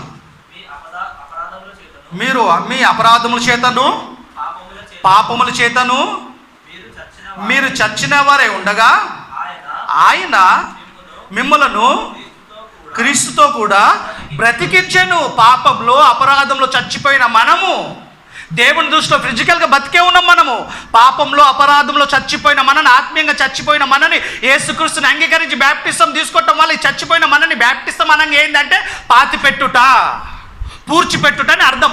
నీళ్ళలో పాతి పెట్టబడినమా మనము. చచ్చిపోయిన మనం పాతి పెట్టబడ్డాము నీళ్ళలో. తిరిగి లేచినప్పుడు ఏమనంటే తిరిగి పుట్టాము. అంటే మళ్ళీ వాళ్ళు బతికిన వారే అంటే బ్యాప్టిజం ద్వారా బతికిన వాళ్ళము. బ్యాప్టిజం ద్వారా మనం బ్రతికిన. బ్యాప్టిజం తీసుకోకపోతే మనం అందరము ప్రిన్సిపల్గా చచ్చిపోయాము. మనము ఆత్మీయంగా చచ్చిపోయిన వాళ్ళం, దేవుని దృష్టిలో చచ్చిపోయిన వాళ్ళము మనము. మళ్ళీ ఎప్పుడు బ్రతికామంటే యేసు ప్రభువుని అంగీకరించి, రక్షకుడిగా అంగీకరించి, దేవుడి కుమారుడిగా ఒప్పుకొని నమ్మి బ్యాప్టిజం తీసుకోవటం ద్వారా, బ్యాప్టిజం ద్వారా నూతన జన్మ పొందాము. బతికిన వాళ్ళం అంటే దీని అర్థం ఇది. బ్యాప్టిజం ద్వారా బ్రతికిన వాళ్ళము. నిజంగా మళ్ళీ బతికిన వాళ్ళం కాదు దాని అర్థం కదా. నికోదేముతో అంటాడు, ఏమని అంటాడు?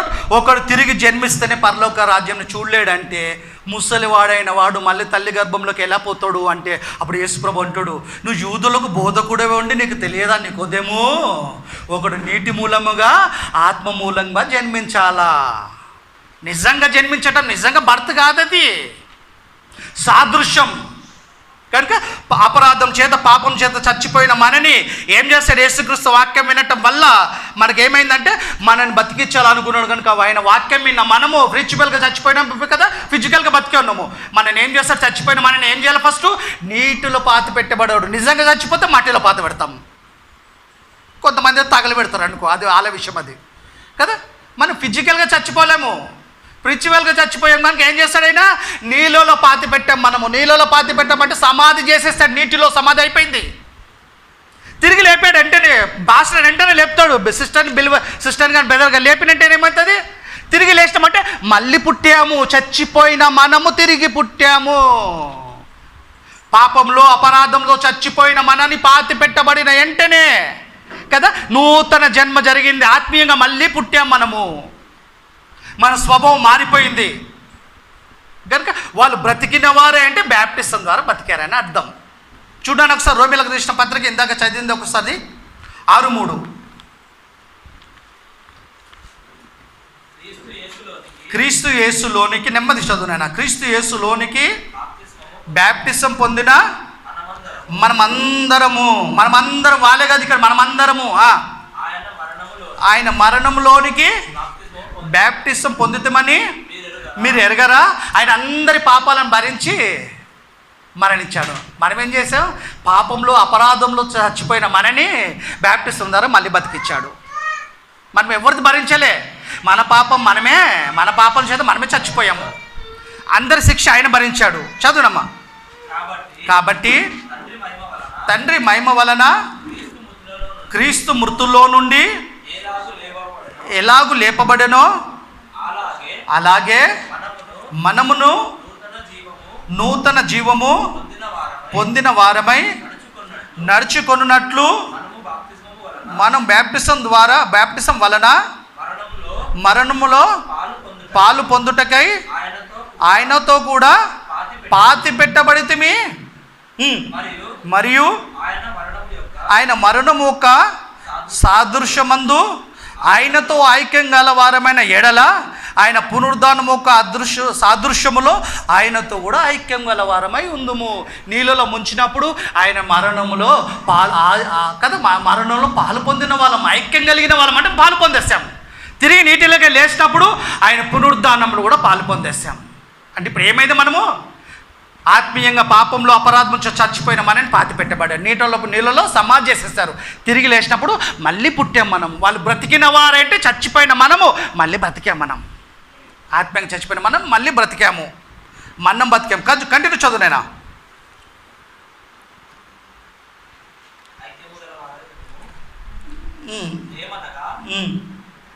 ఆయనతో ఐక్యం గల వారు ఏనడాలి ఆయన పునరుద్ధానంతో ఐక్యం గల వారేమే సాదృశ్యములో ఆయనతో ఐక్యం గల వారమై ఉందము. ఏమనగా మనం ఇకను పాపమునకు దాసులము కాకుండాటకు పాప శరీరము నిరాధకమగునట్లు మన ప్రాచీన స్వభావం ఆయనతో కూడా సిలువ వేయబడిన ఎరుగుదుము. చనిపోయిన వాడు పాప విముక్తుడు. చనిపోయిన వాడు పాపం చేస్తాడా? చేయడు. పాపం విషయం మనం చచ్చిపోయినట్టు ఉండాలా. చచ్చిపోయిన పక్కన నువ్వేం పెట్టినా లేవడు వాడు, ఎందుకంటే చచ్చిపోయాడు, లేవడు.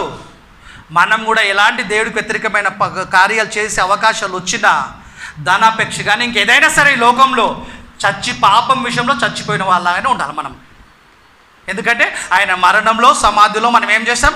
సాదృశ్యంలో పాలు పొందాం కనుక మనము పాప విషయంలో చచ్చిపోయిన వాళ్ళగానే ఉండాలి. పాప విముక్తుడు. చనిపోయిన వాడు పాప విముక్తుడని తీర్పు పొంది ఉన్నాడు. మనము క్రీస్తుతో కూడా చనిపోయిన ఎడల మృతుల్లో నుండి లేచిన క్రీస్తు ఇక చనిపోడని మరణమునకు ఇక ఆయన మీద ప్రభుత్వం లేదని ఎరిగి ఆయనతో కూడా జీవించుదురు. కంటిన్యూ చదవనా? ఆయనతో కూడా జీవించుదురు. కొద్ది పైకి చదవాలా. మృతుల నుండి లేచిన క్రీస్తు ఇక చనిపోడనియు మరణమునకు ఇకను ఆయన మీద ప్రభుత్వం లేదనియు ఎరిగి ఆయనతో కూడా జీవించుచున్నాము. కనుక ఎలానగా మనము చనిపోవుట చూడగా పాప విషయమే ఒక్కసారి చనిపోయాము, కానీ ఆయన జీవించుట చూడగా దేవుని విషయమే జీవించుచున్నాము. అంటే పాపం విషయం చనిపోయాము, పాపంలో అపరాధం చేర్చిన మనని పాతిపెట్టి తిరిగి బ్యాప్టిజం ద్వారా మళ్ళీ బ్రతికాము. ఇప్పుడు మనం మళ్ళీ 20 అధ్యాయంకు రానైనా ప్రకటన గ్రంథం 20 అధ్యాయము 6వ వచనం.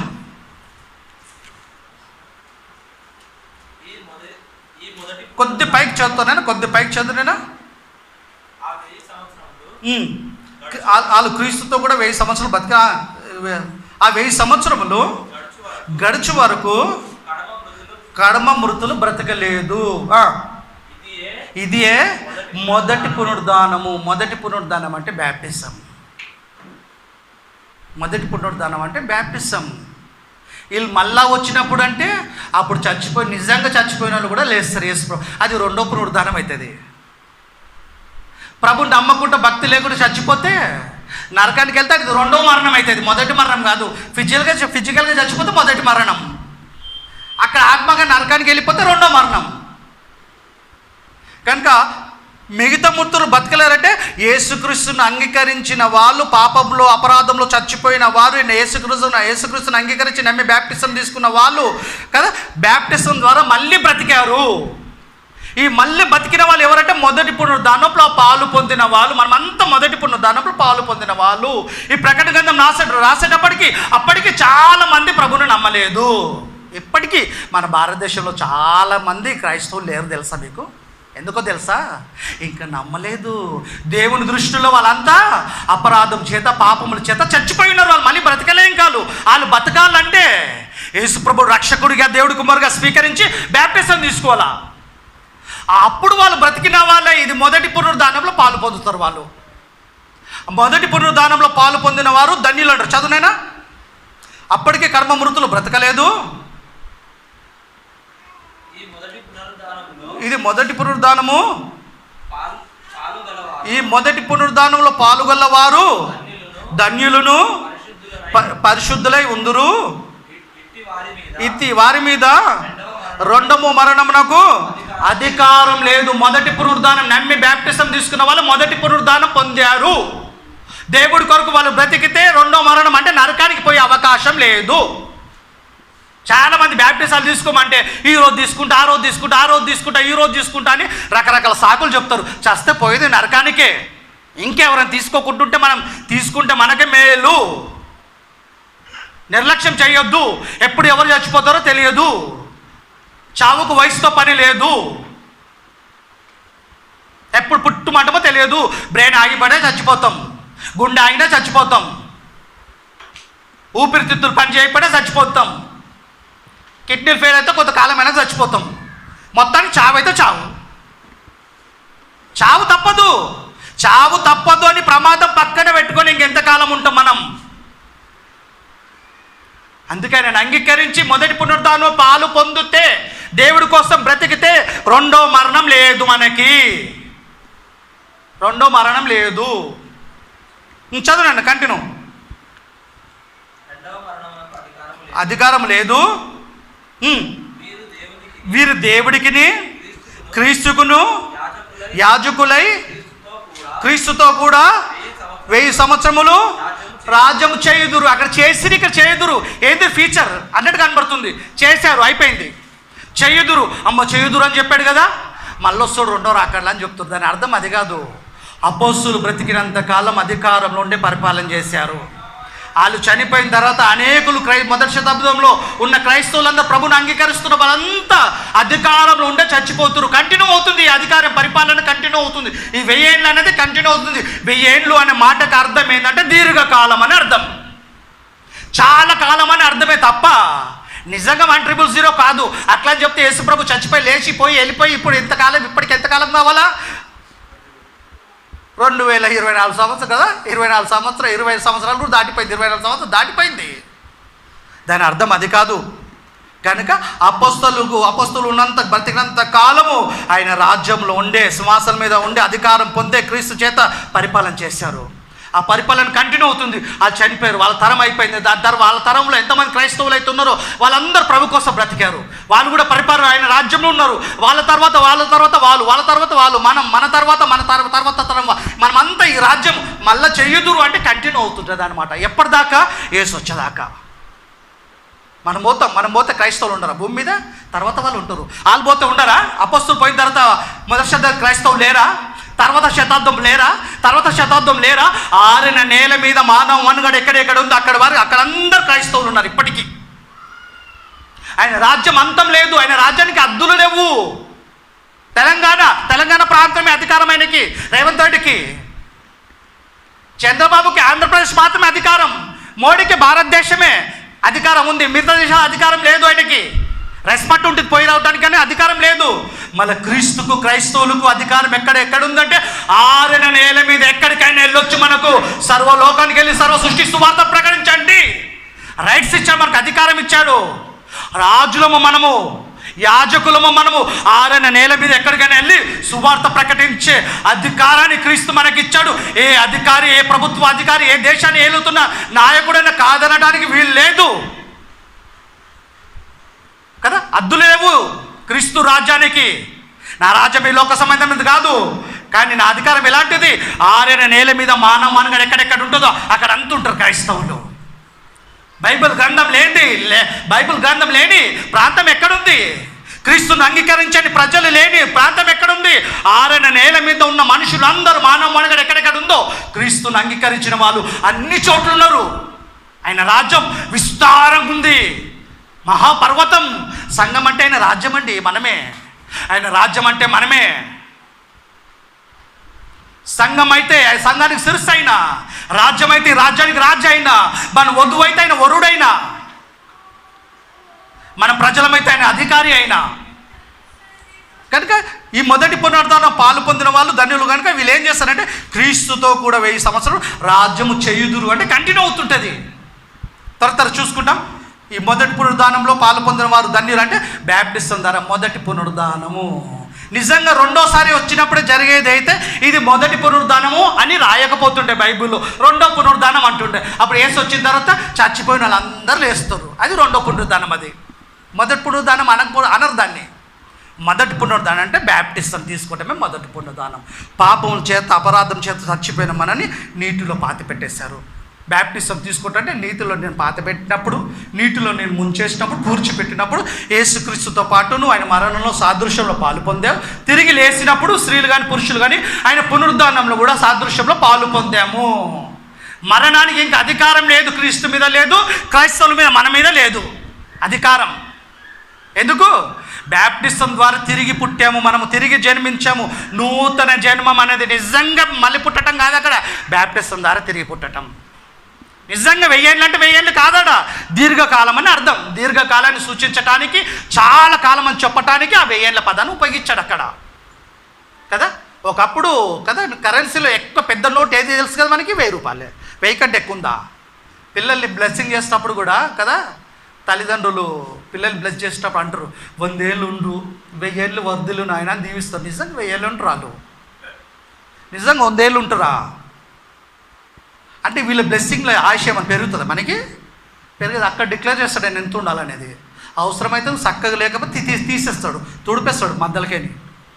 కనుక దాని అర్థం ఏంటంటే 1000 ఏళ్ళు వర్ధిల్లు, 100 ఏళ్ళు వర్ధిల్లు అంటే ఎక్కువ కాలం బతుకమని దాని అర్థం. వాళ్ళ భావం ఎక్కువ కాలం ఉండయ్యా అని. వాళ్ళు మనస్ఫూర్తిని దీవిస్తారు, వాళ్ళ దీవెనలో ఏం లేదు. కానీ అది వర్కౌట్ కావాలంటే ఆయన చేతులు ఉంది. కాలాలు సమయంలో తండ్రి చేతులు ఉంటాయి, మన చేతులు ఉండయి. తల్లి మీద బిడ్డల మీద ప్రేమ కనుక తల్లిదండ్రులు అంటారు 100 ఏళ్ళు ఉండయ్యా, 1000 ఏళ్ళు బతికాయి అంటారు. నిజంగా ఉంటారు 100 ఏళ్ళు, అన్ని సంవత్సరాలు సాధ్యమవుతుందా? కాదది మొదటి మనిషే ఆదాము 930 సంవత్సరాలు బతికాడండి. నిజంగా 100, 60, 70, 50కే నాన్న అవస్థపడుతున్నాం. ఆయన ఎంతకాలం బతికాడో తెలియదు, అంతకాలం బతికాడు. 930 సంవత్సరాలు, ఇంచుమించు 1000 సంవత్సరాలు. అమ్మో, అది తలుచుకుంటే భయము కదా. ఇప్పుడు అన్ని ఫెసిలిటీలు వండుకోవటానికి వాళ్ళు ఎంతెంత అవస్థపడ్డారేమో. ఎక్కడ పొయ్యి ఎట్లా పెట్టారో, మంట ఎట్లా కనిపెట్టారో, కూరగాయలు ఎట్లా తెచ్చుకోరో, బియ్యం ఎట్లా కడగాలో, ఎట్లా ఉండాలి, అది ఎంత అవస్థపడ్డారో కదా వాళ్ళు. అమ్మో, అది తలుచుకుంటే భయం. ఆ ఫెసిలిటీ అయితే ఇప్పుడు అలాంటి పరిస్థితి అయితే మనకు లేదు కదా. తర్వాత చూసుకుంటాం. కొలస్సీల రాష్ట్ర పత్రిక 2వ అధ్యాయము 12వ వచనం. మనం బ్యాప్టిజం ద్వారా తిరిగి బతికేమంటే పునర్జన్మ. వాళ్ళు బ్రతికిన వాళ్ళే క్రీస్తుతో కూడా 1000 సంవత్సరాలు రాజ్యం చేయుదురు అంటే అప్పుడు పునర్జన్మలో బ్యాప్టిజంలో పాలు పొందిన వాళ్ళు అపోస్తలులు అందరూ ఆ బ్యాప్టిజం తీసుకున్నారు కనుక, పాపం చేత అపరాధముల చేత చచ్చిపోయిన వాళ్ళు బ్రతికారు కనుక, క్రీస్తు ద్వారా బ్రతికి ఆ పరిపాలన ఉండి మళ్ళీ చచ్చిపోయారు. మళ్ళీ ఎప్పుడు బతుకుతారు వాళ్ళు? యేసు రెండో రాకడలో. కనుక తర్వాత బ్యాప్టిజం తీసుకున్న వాళ్ళందరూ కూడా ఏం చేశారు?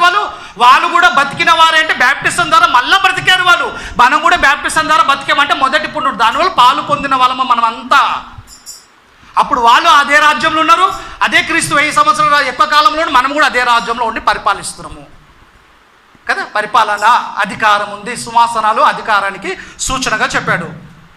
కొలస్సీయులకు రాసిన పత్రిక 2వ అధ్యాయం 12వ వచనం. మీరు బ్యాప్టిజం మందు ఆయనతో కూడా పాతి పెట్టబడిన వారైతే, మట్టిలో కాదు, మట్టిలో పాతి పెడితే మళ్ళీ లేవం, నీటిలో పాతి పెట్టాం. మీరు బ్యాప్టిజం ద్వారా ఆయనతో పాతి పెట్టబడిన వారైతే ఆయనను మృతులలో నుండి లేపిన దేవుని ప్రభావమందు విశ్వసించుట ద్వారా ఆయనతో కూడా లేచితిరి అయిపోయింది. లేచితిరి బ్యాప్టిజం ద్వారా మీరు ఏమైనా తిరిగి లేచారు. పునరుద్ధానంలో కూడా పార్టిసిపేట్ చేసేసారు, పాలు పొందారు. మీరు మరణంలో మరణ సాదృశ్యంలో పాలు పొందారు, పునరుద్ధాన సాదృశ్యంలో కూడా పాలు పొందేశారు. మళ్ళీ చదువునాను అదవచనం.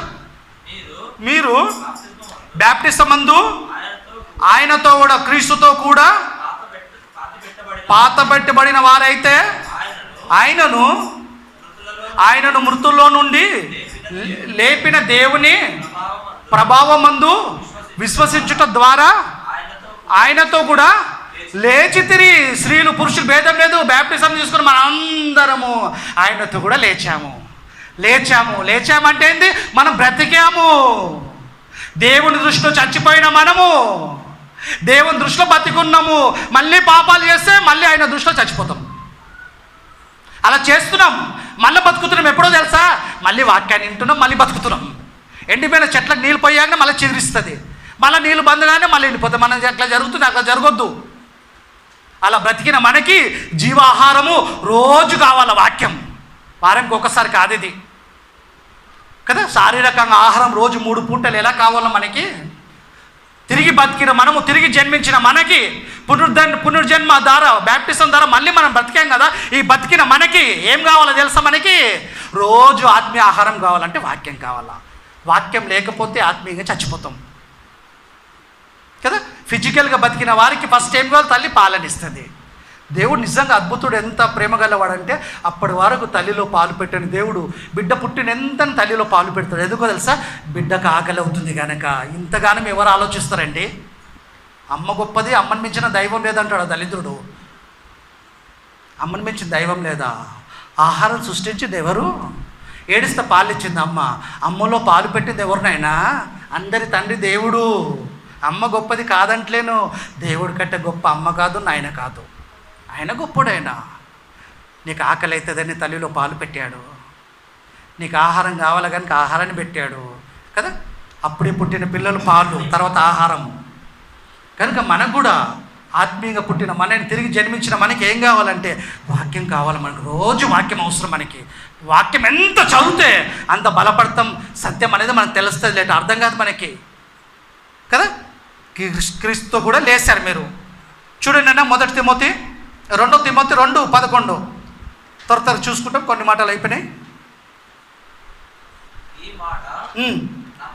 ఈ మాట నమ్మదగింది. మీరు డౌట్ పడతారేమో, మీరు అబద్ధం చెప్తే చాలామంది నమ్ముతారు, నిజం చెప్తే నమ్మరండి. అబద్ధానికి అంత ఫినిషింగ్ ఉంటుంది, అంత అట్రాక్ట్ ఉంటుంది కదా. ఏవో సాక్షులు దొరుకుతారు ఈ మధ్య. భూమి ఎప్పుడు నాశనం కాదు, తన పిల్లల్ని తన నరకంలో వేసుకుంటాడా? అబద్ధం. అది దేవుడు ప్రేమగలడు, తన పిల్లలు తనని ఎందుకు నరకంలో వేసుకుంటాడు అంటాడు. ఇశ్రాయేలు ప్రజలందరినీ సవరించేశాడు అడవిలో, అరణ్యంలో. ఎవరి పిల్లలైనని ఆయన పిల్లలైనా చంపాడు. అంటే దేవుడిని ఒక్క పక్కన చూస్తారు. అంటే ఇలాంటి పాలిష్ బోధలు అపవాది యెహోవా సాక్షుల ద్వారా బయట పెట్టింది. ఇళ్ళ పొట్టు తిరుగుతురు, జాగ్రత్త, మీరు కూడా ఇళ్ళలోకి రానియకండి అని. శత్రువు కూడా అన్నం పెట్టు నీలి అని చెప్పిన దేవుడు ఇలా రానియకండి అని చెప్పాడు. శుభం అని చెప్పొద్దు అంటే వాళ్ళు గుడ్ మార్నింగ్, గుడ్ ఈవినింగ్ అంటారు. వాళ్ళు వందనాలు, ప్రేజులాడు కూడా అన్నారు. వాళ్ళ గుడ్ మార్నింగ్ చెప్తే వాళ్ళలో మనం కూడా పాలువాలన్నమాట. అందుకే వాళ్ళని అర్థం చేసుకొని ప్రభు చిత్తం అయితే అది ఆల్రెడీ 5 భాగాలు ఉన్నాయి వీడియోలో మాట్లాడి, ఇక్కడ కూడా ఒకసారి మాట్లాడుకుంటాం కనుక చదువునా. ఈ మాట నమ్మదగినది ఏదనగా మనము ఆయనతో కూడా బ్యాప్టిజం లాగా చచ్చి, ఆయన నిజంగా చచ్చిపోయాడు అందరి పాపాలు భరించి. మనమైతే ఆత్మీయంగా కదా నా అపరాధం చేత పాపం చేసి చచ్చిపోయాం. మనం నిజంగా ఆయనతో కూడా చనిపోయిన వారమైతే ఆయనతో కూడా బ్రతుకుదుమును, సహించిన వారమైతే ఆయనతో కూడా ఏలుదుము. ఏలిక అంటే అధికారి అండి, నాయకుడు. ఏలుదుము అంటే పరిపాలన చేస్తారు. అపోస్తులు పరిపాలన చేశారు. యోహాను గారు అదే పరిపాలన, అదే రాజ్యంలో ఉన్నాడు. అపోస్తుల తర్వాత క్రైస్తవులు కూడా అదే పరిపాలన ఉన్నాడు. పౌలు కూడా అదే పరిపాలన ఉన్నాడు. ఈరోజు క్రైస్తవులు మనము కూడా ఆయన పరిపాలన ఉన్న మనకి పరిపాలించాలంటే ఏంటంటే వాక్యాన్ని ప్రకటించే రైట్స్, అధికారం, భారము అందరి మీద ఉంది మనకు ఒకవేళ వీలు కాదా ఇంట్లో ఉండి ప్రార్థన చేస్తాం. సువార్త నిమిత్తము సేవకులు ప్రోత్సహిస్తాం. ఫైనాన్షియల్గా మనం కూడా పని చేస్తాం. మనం కూడా పరిపాలన చేయాలా. మనం వాక్యాన్ని ప్రకటించే వాళ్ళకి పుషింగ్ చేయాలా. ఇంట్లో ఉండి మనం వాళ్ళ కోసం ప్రార్థన చేయాలా. అప్పుడు కూడా మనం సేవలో పరిపాలనలో పాలు పొందిన వాళ్ళం అవుతాం. ఎందుకంటే మనం రాజులు, యాజకులు చేశాడు. ఇలా స్త్రీలు, పురుషులు, గ్రీకు దేశస్తున్న భేదం లేదు, అందరం దేవుడికి సమానమే. పరిపాలన చేయాలంటే వాక్యాన్ని ప్రకటించాలి, సువార్త ప్రకటించాలా కదా. మీరు చదువునేను అదే వచనం, ఈ మాట నమ్మదగినది ఏదనగా మనం ఆయనతో కూడా చనిపోయిన వారమైతే ఆయనతో కూడా బ్రతుకుదుము. బ్రతికేమో బ్యాప్టిజం ద్వారా తిరిగి బ్రతికేమో. వాళ్ళు బ్రతికిన వారై అన్నాడు కదా ప్రకటన గ్రంథం 24 వచనం. ఆ బ్రతికిన వాళ్ళం అంటే మనమే. 6వ వచనంలో బ్రతికిన వారం అంటే మనమే. సహించిన వారమైన ఎడల ఆయనతో కూడా ఏలుదుము. ఏలిక అంటే అధికారి. ఎక్కడ నీ పరిపాలన ఓన్లీ బోయి కూడా కాదు, 6 నెల మీద ఎక్కడైనా నువ్వు పరిపాలన చేయొచ్చు. పోయి ఈ అధికారాన్ని పట్టుకొని నేను కాదనే రైట్స్ ఎవరికి లేదు. సర్వలోకానికి వెళ్ళమని చెప్పేస్తాడు ఆయన. వాళ్ళు కష్టపడ్డారండి. అపోస్తులు కష్టపడి పరిచర్య చేశాడు. సువార్త నిమిత్తం, వాక్యం నిమిత్తం, దేవుని నిమిత్తం చంపబడిరు. వాళ్ళ క్యారెక్టర్ ఎలాంటిది, వాళ్ళ మనస్తత్వం ఎలాంటిదంటే ఆ కూర మృగముకైనా కానీ దాని ప్రతిభకు కానీ నమస్కరించలే. వాటి ముద్ర నొసలి యందు కానీ చేతుల యందు లేదు. వాళ్ళకి దయ్యానికి సంబంధించిన ఆలోచన లేవు, దయ్యానికి సంబంధించిన పనులు చేయలే. వాళ్ళు దేవుడి కోసం బతికారు. వాళ్ళు బ్రతికినంతకాలం దేవుడి కోసం అదే రాజ్యంలోని మరణించారు. వాళ్ళు పరిపాలనలో ఉండే చచ్చిపోయారు. వాళ్ళు ఇప్పుడు వాళ్ళ తర్వాత కంటిన్యూ పరిపాలన అవుతుంది. వాళ్ళ తర్వాత క్రైస్తవులందరూ నమ్మి బ్యాప్టిజం తీసుకున్నాం. అంతా అదే అధికారం పరిపాలనలో చేస్తున్నాం. ఇప్పుడు మనం పరిపాలన చేస్తాం. మన తర్వాత వాళ్ళు అంటే ఆల్రెడీ ఎక్కడ ఉన్నాము? ఇప్పుడు మనం పరిపాలనలో ఉన్నాము. ఏంది తీర్పు తీర్చడం, విమర్శించడం అంటే వాక్యాన్ని ప్రకటించటం. సేవకుడు చెప్తాడు, విశ్వాసులు కూడా వాక్యం అవసరం, లోకానికి అవసరం. వీళ్ళు బలపడటానికి వాళ్ళు పాపం చేత, అపరాధం చేత చచ్చిపోయిన వాళ్ళని బ్రతికించే వాక్యాన్ని ప్రకటిస్తున్నాం. మనం యేసుక్రీస్తుని అంగీకరించండి, నమ్మండి, బ్యాప్టిజం తీసుకొని మారు మనసుకోండి, తిరిగి జన్మించండి. మీరు ఇలానే చచ్చిపోతే నరకానికి వెళ్ళిపోతారు. చిన్న జీవితానికి ఆశపడకండి, పాపం జోలికి పోకండి. ఆరని అగ్ని, తరగని శిక్ష ఉంది నరకంలో. యేసు ప్రభు ఒక మతానికి సంబంధించిన వాడు కాదు. ప్రపంచ ప్రజలందరికీ మార్గదర్శుడైన, ప్రజలందరికీ ప్రభువైన, అందరికీ రాజు అయిన, అందరి కోసమైన ప్రాణాన్ని పెట్టాడు. ఆయన అంగీకరించండి, మనసు మార్చుకొని. చనిపోయిన తర్వాత ఆత్మలను మీరు నరకానికి వెళ్ళరు, నెమ్మది స్థలానికి వెళ్తారు. యేసు వస్తే పరలోకానికి వెళ్తారు, స్వర్గలోకానికి. అది మనం ప్రకటిస్తున్నామే. ఇదే ప్రకటన, ఇదే పరిపాలన, ఇదే విమర్శించటం అంటే, ఇదే తీర్పు తీర్చటం అంటే. నమ్మి మారితే రక్షించబడతాడు, నమ్మకపోతే పోతాడు, అంతే. వాక్యమే తీర్పు. తరతర తీసుకుంటాం నాన్న.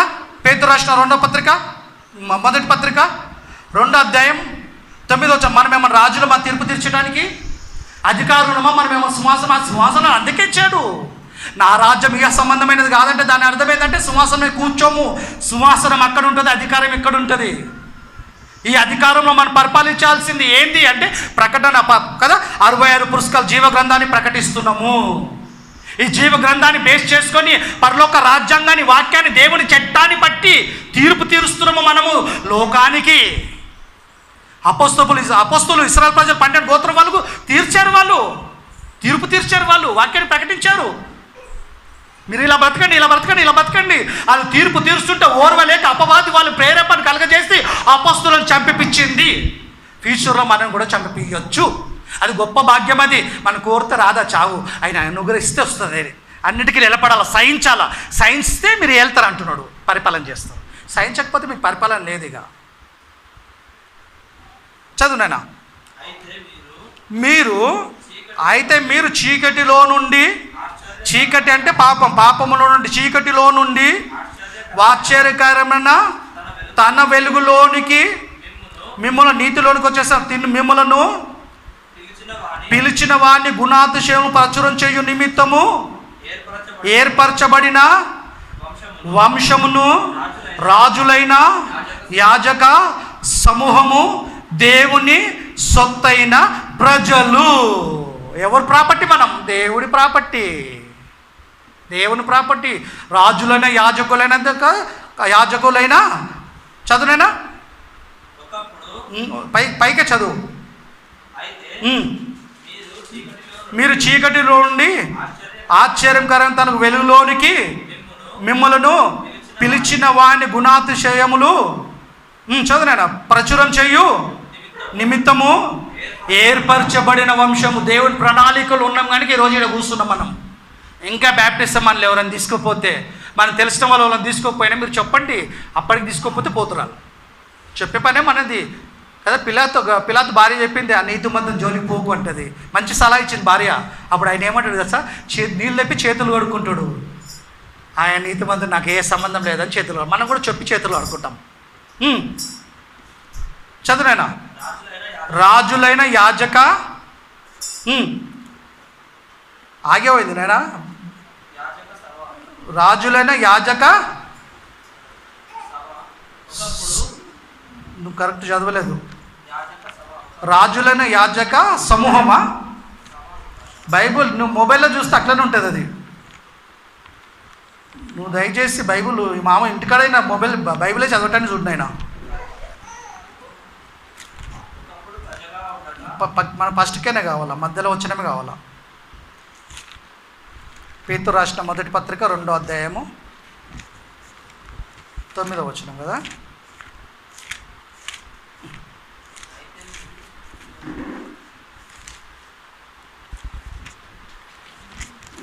నాకు తెలుగు విలువ ఏందనేది మీ దగ్గరికి వచ్చినాక అర్థమవుతుంది. అమ్మో,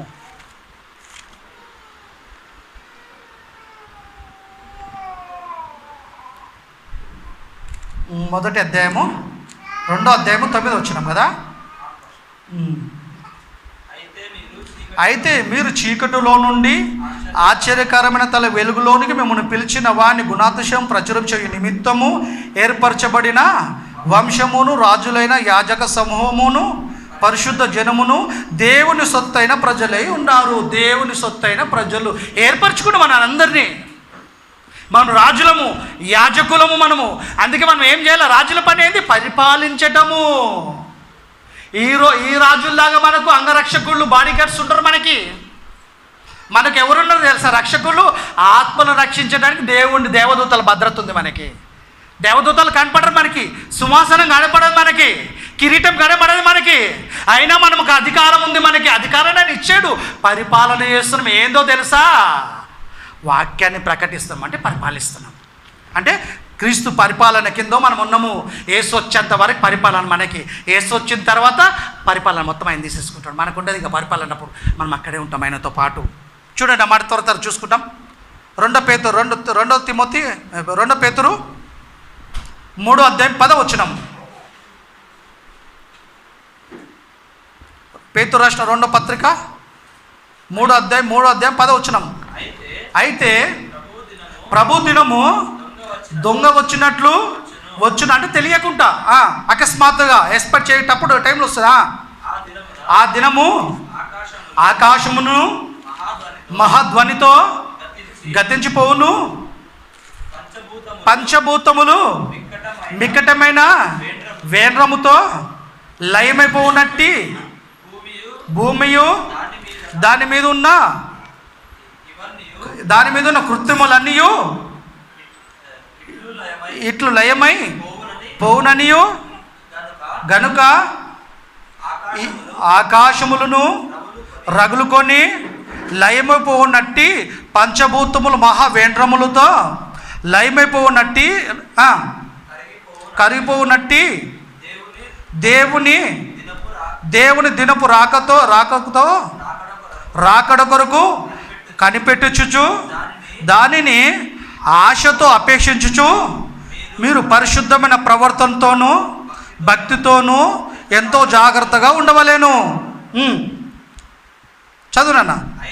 ఆయనను ఆయన వాగ్దానము కొరకు క్రొత్త ఆకాశము కొరకు క్రొత్త భూమి కొరకు కనిపెట్టాము అనే వరకు యెహోవా సాక్షాత్తు దీన్ని అర్థం చేసుకుని ఏం చేస్తారంటే, భూమి ఎప్పుడు ఉంటుంది, ఆకాశం ఎప్పుడు ఉంటుంది, పోదు అంటారు. కొత్త ఆకాశం కొత్త భూమి అనేటప్పటికి మరికొంతమంది ఏమంటారంటే దీన్ని తీసేస్తాడు, మళ్ళీ కొత్త ఆకాశం కొత్త భూమి చేస్తే అంటే జనరేషన్ మళ్ళీ చేసి మళ్ళీ ఉంటారా?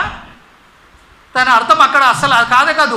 కొత్త ఆకాశం కొత్త భూమి అన్న, యేసుక్రీస్తు నందున్నవాడు నూతన సృష్టి అన్న, సంఘం మనమే. చూడండి, ఆ మాట కూడా చూసుకుంటాం. కొత్త ఆకాశం కొత్త భూమి కోసం కనిపెట్టామన్నాడు కదా. కొరింథీయులకు రాసిన పత్రిక 2వ అధ్యాయం 5వ అధ్యాయం. కొరింథీయులకు రాసిన పత్రిక 2 కొరింథీయులు 5:17. 5:17.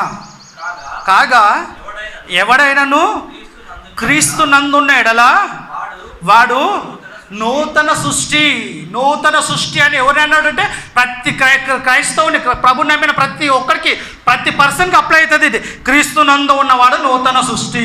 క్రీస్తు నందు ఉన్న వాళ్ళందరూ నూతన సృష్టి అంటే కొత్త ఆకాశం కొత్త భూమి అంటే సంఘం.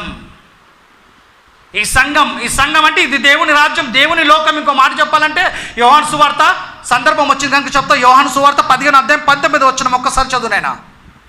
యోహాను సువార్త 15:19. దేవుని లోకము ప్రత్యేకంగా ఈ లోక సంబంధమైనది కానీ లోకము, ఈ లోక సంబంధమైన రాజ్యం కానీ రాజ్యం ఏంటంటే మనమే, సంఘమే, మనమే, క్రైస్తవులమే. కొత్త ఆకాశం కొత్త భూమి అన్న, నూతన సృష్టి అన్న మనమే.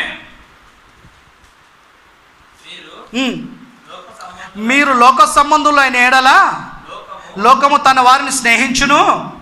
అయితే మీరు లోక సంబంధులు కారు, నేను మిమ్మలను లోకం నుండి ఏర్పరచుకొనున్నాను. మీరు లోక సంబంధమైన రాజ్యం కాదు, నా రాజ్యం మీరు లోక సంబంధం, మీరు లోకం కాదు, నా లోకం వేరు. ఏది మన లోకము అంటే సంఘమే మన లోకం, సంఘమే మనమే.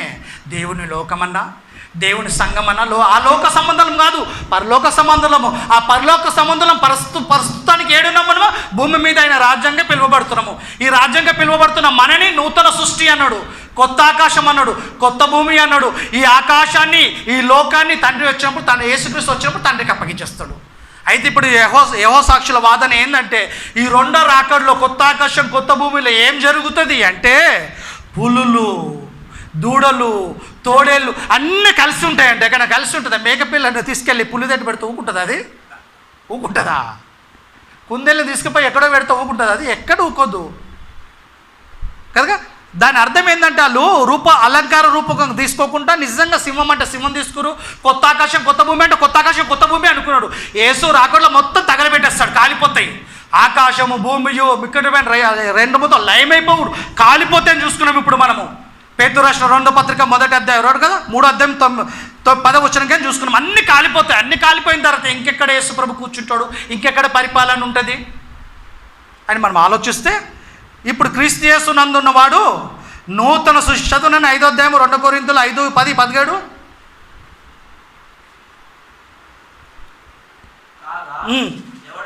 ఎవడైనను క్రీస్తు నందున్న ఎడల వాడు నూతన సృష్టి, పాతవి గతించను, ఇదిగో సమస్తం కొత్తవాయును. యేసుక్రీస్తుని అంగీకరించే ముందుకు మన స్వభావం వేరేది, మన ఆలోచన వేరేది, మన నడవడిక వేరేది. సంఘంలోనికి బ్యాప్టిజం తీసుకున్న తర్వాత పూర్తిగా మారకపోయినా మ్యాక్సిమం మనం మారామా లేదా? మారామండి. స్వభావం మారిపోతుంది. సమస్తం కొత్త వాయన అంటే కొత్త జన్మ, కొత్తగా జన్మించాం కనుక పరిశుద్ధాత్ముడు ఆహ్వానం మనలోకి జరిగింది బ్యాప్టిజం తర్వాత కనుక మళ్ళా స్వభావం మారిపోతుంది. కొత్త ఆకాశం అన్నా, కొత్త భూమి అన్నా, క్రీస్తు రాజ్యం అన్నా, నూతన సృష్టి అన్నా ఎవరమంటే మనమే. ఇంకో చోటు సంఘాన్ని ఏం పోల్చాడంటే కదా, పర్వతంతో పోల్చాడు. పర్వతం అంటే ఏంటి? చాలా పెద్దది. జలప్రలయం వచ్చినట్టు జనులు అందులోకి వచ్చేస్తున్నారు, అంటే చాలా మంది అందులోకి వచ్చేస్తున్నారు. పర్వతం అంటే సంఘాన్ని పర్వతం పోల్చాడు. అత్యున్నతమైనది. ప్రపంచంలో అత్యధిక జనాభా అన్ని దేశాలలో 6 నేల మీద మనుగడ ఉన్నా లే కదా, లిప్పి కలిగిన భాష కలిగిన ప్రాంతంలో అన్నీ మనం కౌంట్ చేస్తే అత్యధిక జనాభా ఎవరో తెలుసా ప్రపంచంలో? క్రైస్తవులేనండి. క్రీస్తుని అంగీకరించిన వాళ్ళు అన్ని చోట్ల ఉన్నారు. అంటే ఆయన రాజ్యానికి హద్దులు లేవా? లిమిట్ లేదా? లేదు. ఎక్కడికైనా మనుగడ ఉన్నంత వరకు ఉన్న రాజ్యం ఆయన రాజ్యం. అదే రాజ్యాల్లో మనకు అధికారాన్ని ఇచ్చారు. మీరు ఎక్కడికి పోగలితే అక్కడ వెళ్ళండి, ఎక్కడ ఉన్న వాళ్ళు అక్కడ పరిచయం చేయండి, పోగలిగితే ఎక్కడైనా పోండి, మీకు అధికారం ఉంది. మీరు పోయి ఏం చేయాలా? తీర్పు తీర్చాలా. పరలోక రాజ్యాంగాన్ని 66 పుస్తకాన్ని గ్రంథాన్ని మీకు ఇచ్చిన కనుక ఈ పరిశుద్ధ గ్రంథాన్ని మీరు ప్రకటించాలా. మీరు ఏలాల నాతో పాటు. మీరు రాజులు యాజకులు, నేను ప్రభులకు ప్రభుని రాజులకు రాజుని తండ్రి కుడి పార్శ్వం కూర్చున్న నేను వచ్చేంత వరకు మీరు ఏం చేయాలా? పరిపాలన చేస్తూనే ఉండాలా, వాక్యాన్ని ప్రకటిస్తూనే ఉండాలా. గళితీయుల రాసిన పత్రిక 4:15 చదువునైనా 6:15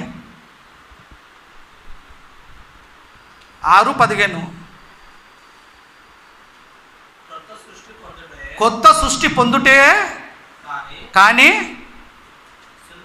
సున్నతి పొందుట యందు ఏమీ లేదు. పౌలు చెప్తుంది గళితీయులకు రాస్తూ, సున్నతి పొందుట యందు ఏం లేదు, కొత్త సృష్టి పొందటం. కొత్త సృష్టి, ఆకాశం భూమి అయిన కొత్త సృష్టి అని అర్థం ఏంటంటే నమ్మి మనం మారై సంఘంలోకి చేరటమే.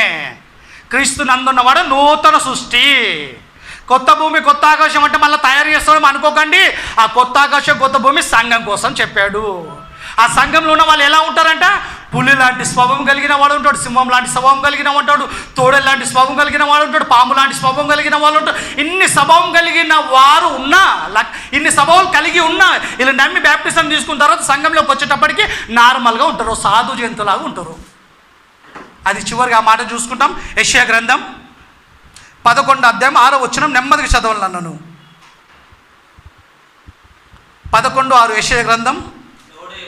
తోడేళ్ళు గొర్రెపిల్ల యుద్ధ వాసం చేయనట్టు కలిసి ఉంటాయంట. నిజంగా తోడేళ్ళు తీసుకెళ్ళి గొర్రెపిల్ల తట్టే, గొర్రెపిల్లని తోడేళ్ళు పెడితే ఊరుకుంటుంది అది? అస్సలు ఊరుకోద్దు. కనుక తోడేళ్ళ లాంటి స్వభావం కలిగిన వాడు, గొడపిల్ల స్వభావం కలిగిన వాడు నమ్మి బ్యాప్టిజం తీసుకున్న తర్వాత వీళ్ళ స్వభావాలు మారిపోతాయి. క్రూరమైన మృగం లాంటి స్వభావం కలిగిన వాడు, ప్రమాదమైన స్వభావం కలిగిన వాడు కూడా ఏమవుతాడు? సంఘంలోకి రాగానే, ఈ కొత్త లోకంలోకి, ఈ రాజ్యంలోకి రాగానే ఏమైపోతాడు అంటే సాధు జీవిలాగా అయిపోతాడు, ఎవరికి హాని చెయ్యని వాణిలాగా అయిపోతాడు.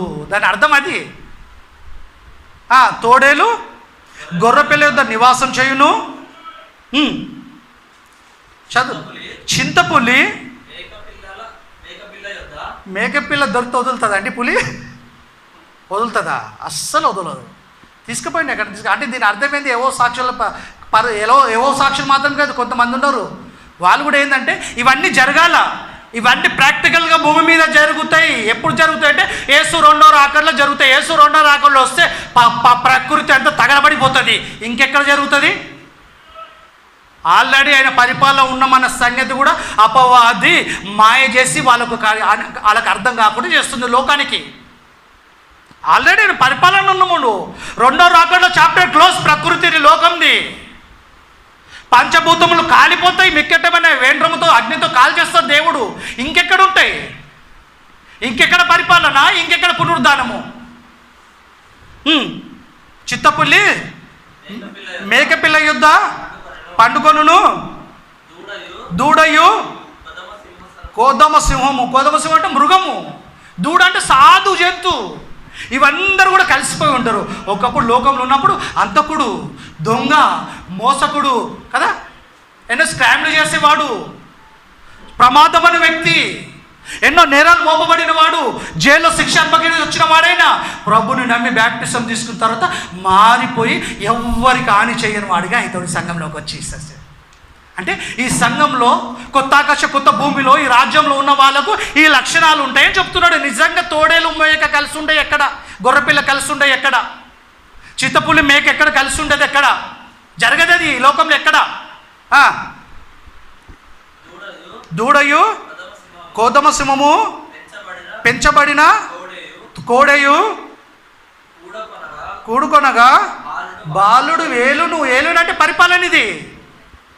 పేతురు అంటాడు నా గొర్రెలను కాయ అంటాడు, నా గొర్రెలు ఏలు అంటాడు, నా గొర్రెలను పరిపాలించు.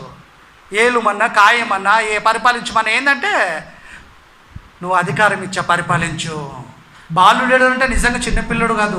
మీరు పరలోకం రాజ్యం పోవాలంటే, పరలోకం రాజ్యంలో ఎవరు గొప్పవాడంటే యేసుప్రభు చెప్తాడు, బాలు లాంటి స్వభావం కలిగి ఉండాలి మీరు కదా. సేవకులకు, విశ్వాసులకు, మనకందరూ వయసు ఎంత మీద పడ్డా ఎలాంటి స్వభావం ఉండాలి? బాలుల లాంటి స్వభావం కలిగి ఉండాలి. బాలులు ఏడు అంటే సేవకుడు వెళ్తాడని అర్థం.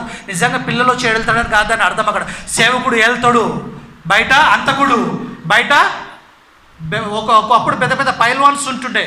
సెటిల్మెంట్కి ఏం చేస్తుంటే అసలు పోలీస్ అధికారులు పోకుండా వీళ్ళ ఎట్టుకుపోతుండే, వీళ్ళే సెటిల్మెంట్ చేస్తారు పైసలు తీసుకొని. అలాంటి భయంకర వారు హత్య చేస్తే వాళ్ళు కూడా, అలాంటి క్యారెక్టర్ కలిగిన వాళ్ళు కూడా యేసుని అంగీకరించిన తర్వాత ఏమైపోతారు? మారిపోతారు కదా. నూతన సృష్టి వీళ్ళు, కొత్త ఆకాశం కొత్త భూమి. క్రీస్తు రాజ్యంలోకి, సంఘంలోకి వచ్చి ఏమైతారు? మారిపోతురు. ప్రమాదం కలిగిన వ్యక్తి ప్రమాదం లేని వ్యక్తిగా, సాధు జంతువుగా అయిపోతుండు. ఇక్కడికి వచ్చి అందరు సమానం ఒకటే ఆహారం తింటుండు, పచ్చిగా, ఆత్మీయంగా. పచ్చిగా అంటే ఏంటి? గొర్రెలతో, గొర్రెలు విశ్వాసులు పోచే. పచ్చిగా అంటే గడ్డి, గడ్డి అంటే గడ్డి కాదు, గొర్రెలు అంటే గొర్రెలు కాదు, గడ్డి అంటే కదా. ఈ ఆత్మీయ గొర్రెలకి ఏం పెట్టాలో? గడ్డి అంటే వాక్యం. ఈ వాక్యాన్ని భుజిస్తారు అందరు కలిసి సమానంగా. నాకు మటన్ కావాలంటాడు అక్కడ ఎవడన్నాడు? రొట్టె ద్రాక్షరసం ఇచ్చేప్పుడు రొట్టె వద్దు నాకు ఇంకేదైనా కావాలంటాడు అన్నాడు అక్కడ. పాస్టర్ లేవండి మనం నిలబడి చప్పట్లు కొడతాం, నిల్చుని చప్పట్లు కొడతామని లేస్తాడు. ఒకప్పుడు వాడు బయట అంతకుండా ఉన్నప్పుడు పాస్టర్ మాట వింటాడా? బయట దొంగగా మోసగా ఉన్నప్పుడు పాస్టర్ మాట వింటాడా? వినడు. ఇక్కడ పాస్టర్ వచ్చి మీరు కూర్చోమని కూర్చుంటాడు, లేవు మళ్ళీ. అంటే అక్కడ ప్రమాదం కలిగిన వాడు పులి లాంటి స్వభావం, తోళి లాంటి స్వభావం కదా, చిత్తపుల్లి లాంటి స్వభావం, సింహం లాంటి స్వభావం కలిగిన వాడు కూడా సంఘంలోనికి రాయన బ్యాప్టిజం ద్వారా తిరిగి జన్మించిన వాడు ఏమైపోతాడంటే మారిపోతురు. ఎవరికి హాని చేయకుండా, లోకంలో అందరికి హానికరంగా ఉన్న వాళ్ళు సంఘంలోకి వచ్చిన తర్వాత అందరికీ మేలుకారంగా మారిపోతుంది. దాని అర్థం అది. అలంకార రూపంగా చెప్పాడు. సింహం అని చెప్పాడు, చిత్తపుల్లి అని చెప్పాడు, దూడ అని చెప్పాడు, మేకపిల్ల అని చెప్పాడు, గొల్లె అని చెప్పాడు కదా. నిజంగా వాళ్ళు ఉంటారని కాదు అక్కడ, అవే అక్కడ అలా ఉంటాయని కావు అక్కడ. చదువునా కంటిన్యూ అయిపోయిందిగా, కంటిన్యూ. మళ్ళీ ఆగినావా? బాలుడు వాటిని తోలును, ఆవులు ఏలుగులు కూడి మెయ్యును. ఏం వేస్తారు? వాక్యమే మేయటం. ఇలాంటి స్వభావం కలిగిన వాళ్ళు కూడా తినేది ఏంటి? సంఘంలోకి వచ్చిన తర్వాత బిర్యానీలు కావు, ఏదైనా అకేషన్ పట్టి తింటేమేమో, కానీ ఆదివారం తినేదంతా ఇదే, ఈ వాక్యమే మేయటం. ఇది ఎంత మేస్తే ఆత్మకి గుర్రమైన మనం స్ట్రాంగ్ ఉంటాం. కుడి మెయ్యును, వాటి పిల్లలు ఒక చోటనే పండుకొను కదా. బాగా ఆలోచించాను. సండే స్కూల్ ఉంటుంది, మనకేమో లేదు కానీ మా దగ్గరికి వస్తారు కదా, 45 మంది దాకా పిల్లలు వస్తారు. అలా దొంగని పిల్లలు ఉంటారు, మోసగాని పిల్లలు ఉంటారు, చదువుకుని వారి పిల్లలు ఉంటారు, చదువు లేని వాని పిల్లలు ఉంటారు, అంతకుని పిల్లలు ఉంటారు, అందరు పిల్లలు ఉంటారు. అక్కడ భేదం ఏం లేదు. స్కూల్ అందరికి యూనిఫామ్ ఒకటంటే సమానం. అందరు సంఘంలోకి వచ్చిన తర్వాత అందరు సమానం కదా, అందరు కలిసి ఉంటారు అక్కడ వచ్చి సంఘంలో. ఆ భేదాలు ఏముండే అని అర్థం. చదువునేనా? వాటి పిల్లలు ఒక చోటనే పండుకొనును, ఎద్దు మేయినట్లు సింహము గడ్డి పచ్చిక అంతా సమానం. గడ్డే తింటాం అందరం. వాక్యమేడ, వేరేది ఏముండదాడ సంఘంలా. పాలు కూర్చు బిడ్డ,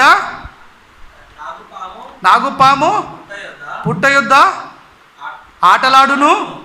దాని అర్థమైంది. పాము అంటే పాము, పుట్ట అంటే పుట్ట తీసుకుపోయి పెట్టొద్దు సంఘం. ఇప్పుడు మనము ఏంటంటే పాము అంటే ప్రమాదం కలిగిన వాడు. ప్రమాదం కలిగిన వాళ్ళు ఒకప్పుడు లోకంలో వీళ్ళకి వచ్చిన తర్వాత ఎవరిని కాటేయడాడిగా పాము లాంటి గుణము లేదానికి చచ్చిపోయింది. ఎప్పుడో తిరిగి జన్మించాడు కనుక క్రీస్తు యేసులోనికి మారాడు కనుక గుణం మారిపోయింది. పిల్లోడు పాము దగ్గర ఏమన్నా కూడా, పిల్లోడు ఏమన్నా కూడా ఏం చేయడని అర్థం. మిడినాగు పుట్ట మీద పాలు విడిచిన బిడ్డ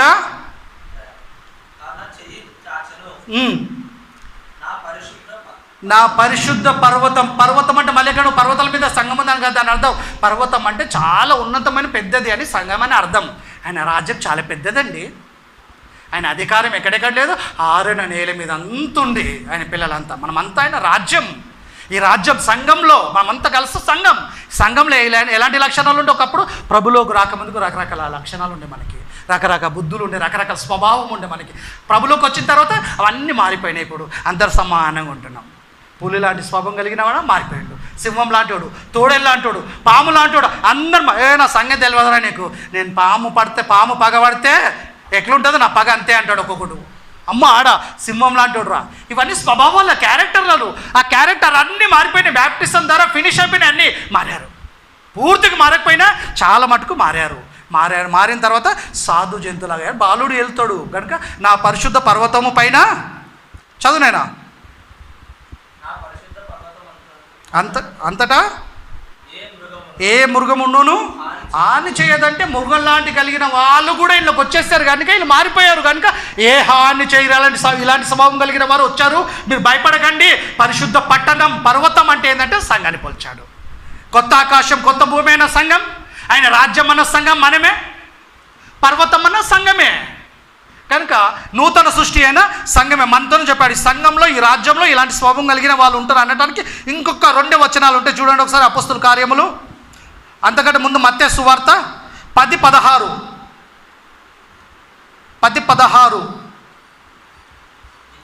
ఇదిగో అపొస్తలులను పంపించేటప్పుడు యేసుక్రీస్తు చెప్తున్నాడు, ఇదిగో తోడేల మధ్యకి గొర్రెలని పంపునట్లు నేను మిమ్మలను పంపుచున్నాను గనుక పాముల వలె వివేకులను పావురం వలె నిష్కపటకునులై ఉండండి.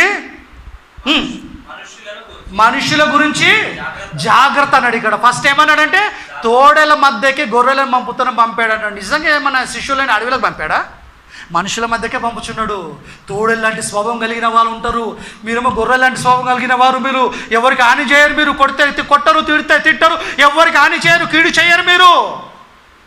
కనుక వాళ్ళేమో తోడేలు లాంటి వాళ్ళు కనపడతారు గొర్రెల్లాగానే. జాగ్రత్త మనుషుల గురించి అని కిందకు వచ్చి అంటాడు. అంటే ఇప్పుడు సంఘంలో పర్వతం మీద చెప్పిన విషయాలు కూడా ఏంటంటే గొర్రె లాంటి స్వభావం కలిగిన వారు, తోడేలు లాంటి స్వభావం కలిగిన వాళ్ళు ఉంటారు. కనుక మీరు ఇలాంటి వాళ్ళందరూ సంఘంలోకి వచ్చిన తర్వాత నార్మల్ అయిపోతారు అందరూ కదా. ఆ పరిశుద్ధ పట్టణము పర్వతం పైన ఎవరికి ఏ హాని మృగము చేయదు, అంటే హాని చేసేలాగా ఉండరు. సంఘంలో ఉన్న వాళ్ళందరూ మేలు చేసేవాళ్ళే. ఒకప్పుడు సింహం, ఒకప్పుడు తోడేలు, ఒకప్పుడు చిత్తపుల్లి, ఒకప్పుడు ప్రమాదకరమైన జీవులను, కానీ సంఘంలోకి వచ్చిన తర్వాత నార్మల్గా అయిపోయారు అంతా. దాని అర్థం అంతే తప్ప నిజంగా ఇవన్నీ కలిసిమెలిసి ఉంటాయని కాదు. సృష్టిలో ఎప్పుడు జరగదది. యేసు రెండో రాకడలో అంతా ఫినిష్ అయిపోతుంది ఎక్కడిదక్కడ.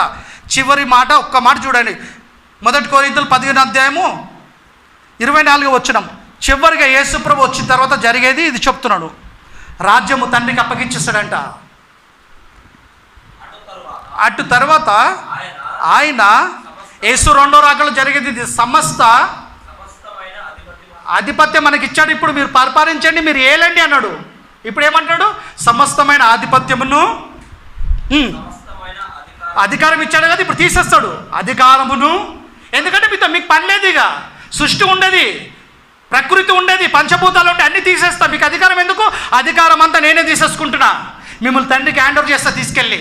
ఇక మీకు అధికారంతో పని లేదు, మీరు పైకి వచ్చేయండి. పైకి తీసుకెళ్తే అక్కడ ఇస్తే మీకు సింహాసనం.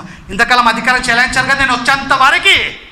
తర్వాత ఇప్పుడు అధికారం మీకు అక్కడ కూర్చోండి ఇంకా సింహాసనం మీద. ఇప్పుడు వద్దు అధికారం, ఇంకా అధికారం తీసేసుకుంటాను. ఎందుకంటే మీరు ఇక్కడ అధికారం మీకు అవసరం లేదు, ఎందుకంటే మీరు ఏలటానికి లోకం ఉండదు.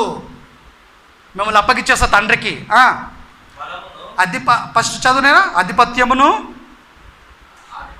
ఆధిపత్యమును సమస్తమైన అధికారమును బలమును కొట్టివేసి తన తండ్రి అయిన దేవుడికి రాజ్యము అప్పగించును.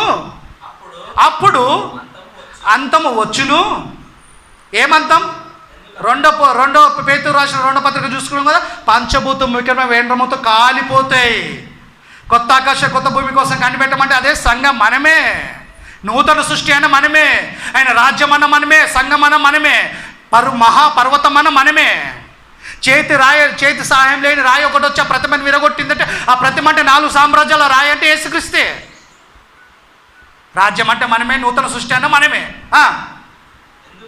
ఎందుకనగా తన శత్రువులందరినీ తన పాదముల కింద ఉంచు వరకు ఆయన రాజ్య పరిపాలన చేయుచుండవలెను తండ్రి కుడి పార్శ్వం కూర్చొని ఆయన రాజ్య పరిపాలన చేస్తుండు. ఆయన సింహాసనం కింద, ఆయన అధికారం కింద ఉండి మనము పరిపాలన చేస్తున్నాం. మన కాలంలో మనం చేస్తున్నాం. 1000 ఏళ్ళంటే చాలా కాలం. మన తర్వాత వాళ్ళు అపొస్తలుల కాలం వాళ్ళు చివరికి యేసు 2వ రాకడలో మన రాజ్యమైన మనని, సంఘమైన మనని ఏం చేస్తాడు? తండ్రికి హ్యాండ్ ఓవర్ చేసేస్తాడు. అప్పుడు అంతము వచ్చును. అప్పటి వరకు యేసు ప్రభు తండ్రి కుడి పార్శ్వాన కూర్చొని రాజ్య పరిపాలన చేస్తున్నాడు. రాజ్యం అప్పగించేసిన తర్వాత అప్పగించడానికి వస్తున్నాడు తప్ప మళ్ళీ వచ్చి 1000 ఏళ్ళ పరిపాలన ఎక్కడ చేస్తాడు? మళ్ళీ ఎక్కడొచ్చి సింహాసనం వేసుకొని కూర్చుంటాడు? ఇవన్నీ ఒట్టి మాటలు, బైబిల్లో ఆమోదించని మాటలు. ఇవన్నీ ఆయన రాజ్యంలోనే ఉన్నాము. యేసు 2వ రాకడలో చాప్టర్ క్లోజ్. ప్రకృతిది ఏముండదు అక్కడ. యేసుని అంగీకరించి భక్తిపరులమైతే బతుకున్న మనకు, బ్రతికి క్రీస్తుని నమ్మి భక్తి కూడా చచ్చిపోయిన వాళ్ళు అందరూ లేస్తారు. ఆయన అంగీకరించి పిల్లలందరూ తండ్రికి అప్పగించేస్తాడు. అప్పుడు క్లోజ్. ఈ వాక్యం దేవుడు దీవించినాక యేసుక్రీస్తు నామములో మీ అందరికి వందనాలు.